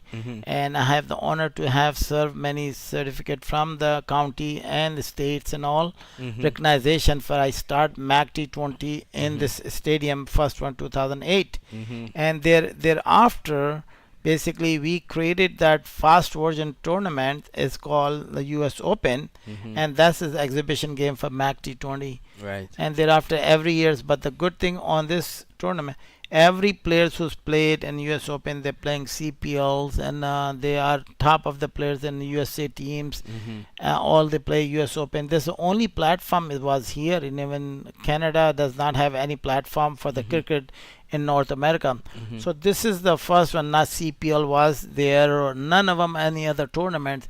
This is the first one US Open in the North America, which is recognizing by professional cricket. Right. And they come in US Open. Right. USAcricket and the ICC recognize the tournament. Right. Yes, USA, the before they call USACA, US USACA, Cricket right. Association, and then also ICC. ICC is the official body which is rules regulation International Cricket Council. They have members. There's a member body. There anybody can be member each country. So there was a member body who's come in, be a member, and their organization who's become member. They run the cricket United States for the managing the cricket, how we can promote the cricket, and any other country. But America is a totally unusual country. There's more successful is private organization is very success. Like Cricket Council USA is a very successful organization since '99, establishing it, and we are promoting in the right direction for all this year. If we Cricket Council USA take all the credit back out, they take all the tournament 388 tournament pass you have done, or the stadium out. There's no cricket in America. Right. There's no stadium was there, no T20 was there, no North America tournament was there. We create all this thing up. T10 2014, we came in 2014 national championship for T10. Nobody have T10. He were here first time we play. So there's a people they're not admitting, they're not recognizing, but some people they welcoming, recognizing things. So I never get upset with this thing up. I say, you know what? My passion was promoting cricket United States. I does that. I came with a lot of hassle, hurdles. A lot of cricket organization is stopping the cricket for us. USA is stopping cricket for us. Many time ICC in the beginning 2008, 2009. But since they seen what we doing it, we non-stoppable people, and we are passionately people. We have Cricket Council been promoting. So that's the opportunity came along with us. And then what happened, we every single year we doing the cricket. Many problems came in, even the COVID. This is the US Open. In the world, all the COVID, when the virus out there, nobody playing cricket, and they stop every leagues. IPL stop, CPL stop, GT20 guys stop. Only T20 has been playing continue every single year, US Open. Wow. Quality effort there on your part. One could easily call you up one of the founding fathers of the USA cricket here. Also, as we wrap up here, I notice you're involved in other states, cricket tournaments elsewhere. Is that the case? Yeah, we have 8 regions. All 8 regions is promoting cricket every year, and that's why we're in New York and Chicago and Midwest and Arkansas, LA, and Houston's, pretty much Canada, everywhere we does that, you know. Indeed. All right. So the result is now in. Rain delay has caused an end to the match. Chicago Catchers has indeed triumphed by 7 runs, a narrow 7 runs under the Duckworth and Lewis method, defeating the New York Yorkers for their second victory in as many games. Chicago Catchers winning by 7 runs in the second game here of the doubleheader here at the Broward Stadium, here on day 3 of the USA Open Cricket Championship. So it's good having you here, Sir Mark. I mean, as the tournament progresses, we have the semifinals set for Friday, the final set for Saturday, and we also have a a beach party on Wednesday. Yes. In between. So a lot of cricket. We'll be having you on air, giving the viewers more insight as to your vision and your mission for USA Cricket. Any last words? Yes, this year US Open promoting cricket on beach cricket. As you know, the World Cup, the last World Cup, they came in West Indies. Now the 50 overs games, and that times in the beach cricket Barbados they happen. Now first time they ever history here, we creating the beach cricket and beach party on the during the US Open all day on 18th of December. Come in 9 o'clock to 5 o'clock on the beach on Fort Lauderdale. Okay. The great opportunity to meet the great players on the beach. All on the beaches they come and play and watch them games from the beach cricket and then enjoy barbecues and all other things. And we will gonna show them probably live some actions from the beach cricket. All right. Thanks for having come by here. So as we wrap up the coverage of this game, letting you know that the Chicago Catchers has won this contest here at USA Open 2024, defeating the New York Yorkers for their second loss, the Lendell Simmons New York Yorkers in as many match. We wrap here and join us for another set of games come tomorrow. We have 3 matches ending in a day-night encounter. So signing off, yours truly, Jermaine Lanneman. We had on commentary as well Pakistan women's cricketer Ain Anwar. We also had former Pakistan test player Saeem Iqbal, and we'll be having further exciting coverage for you as the tournament progresses. So goodbye for now and see you tomorrow.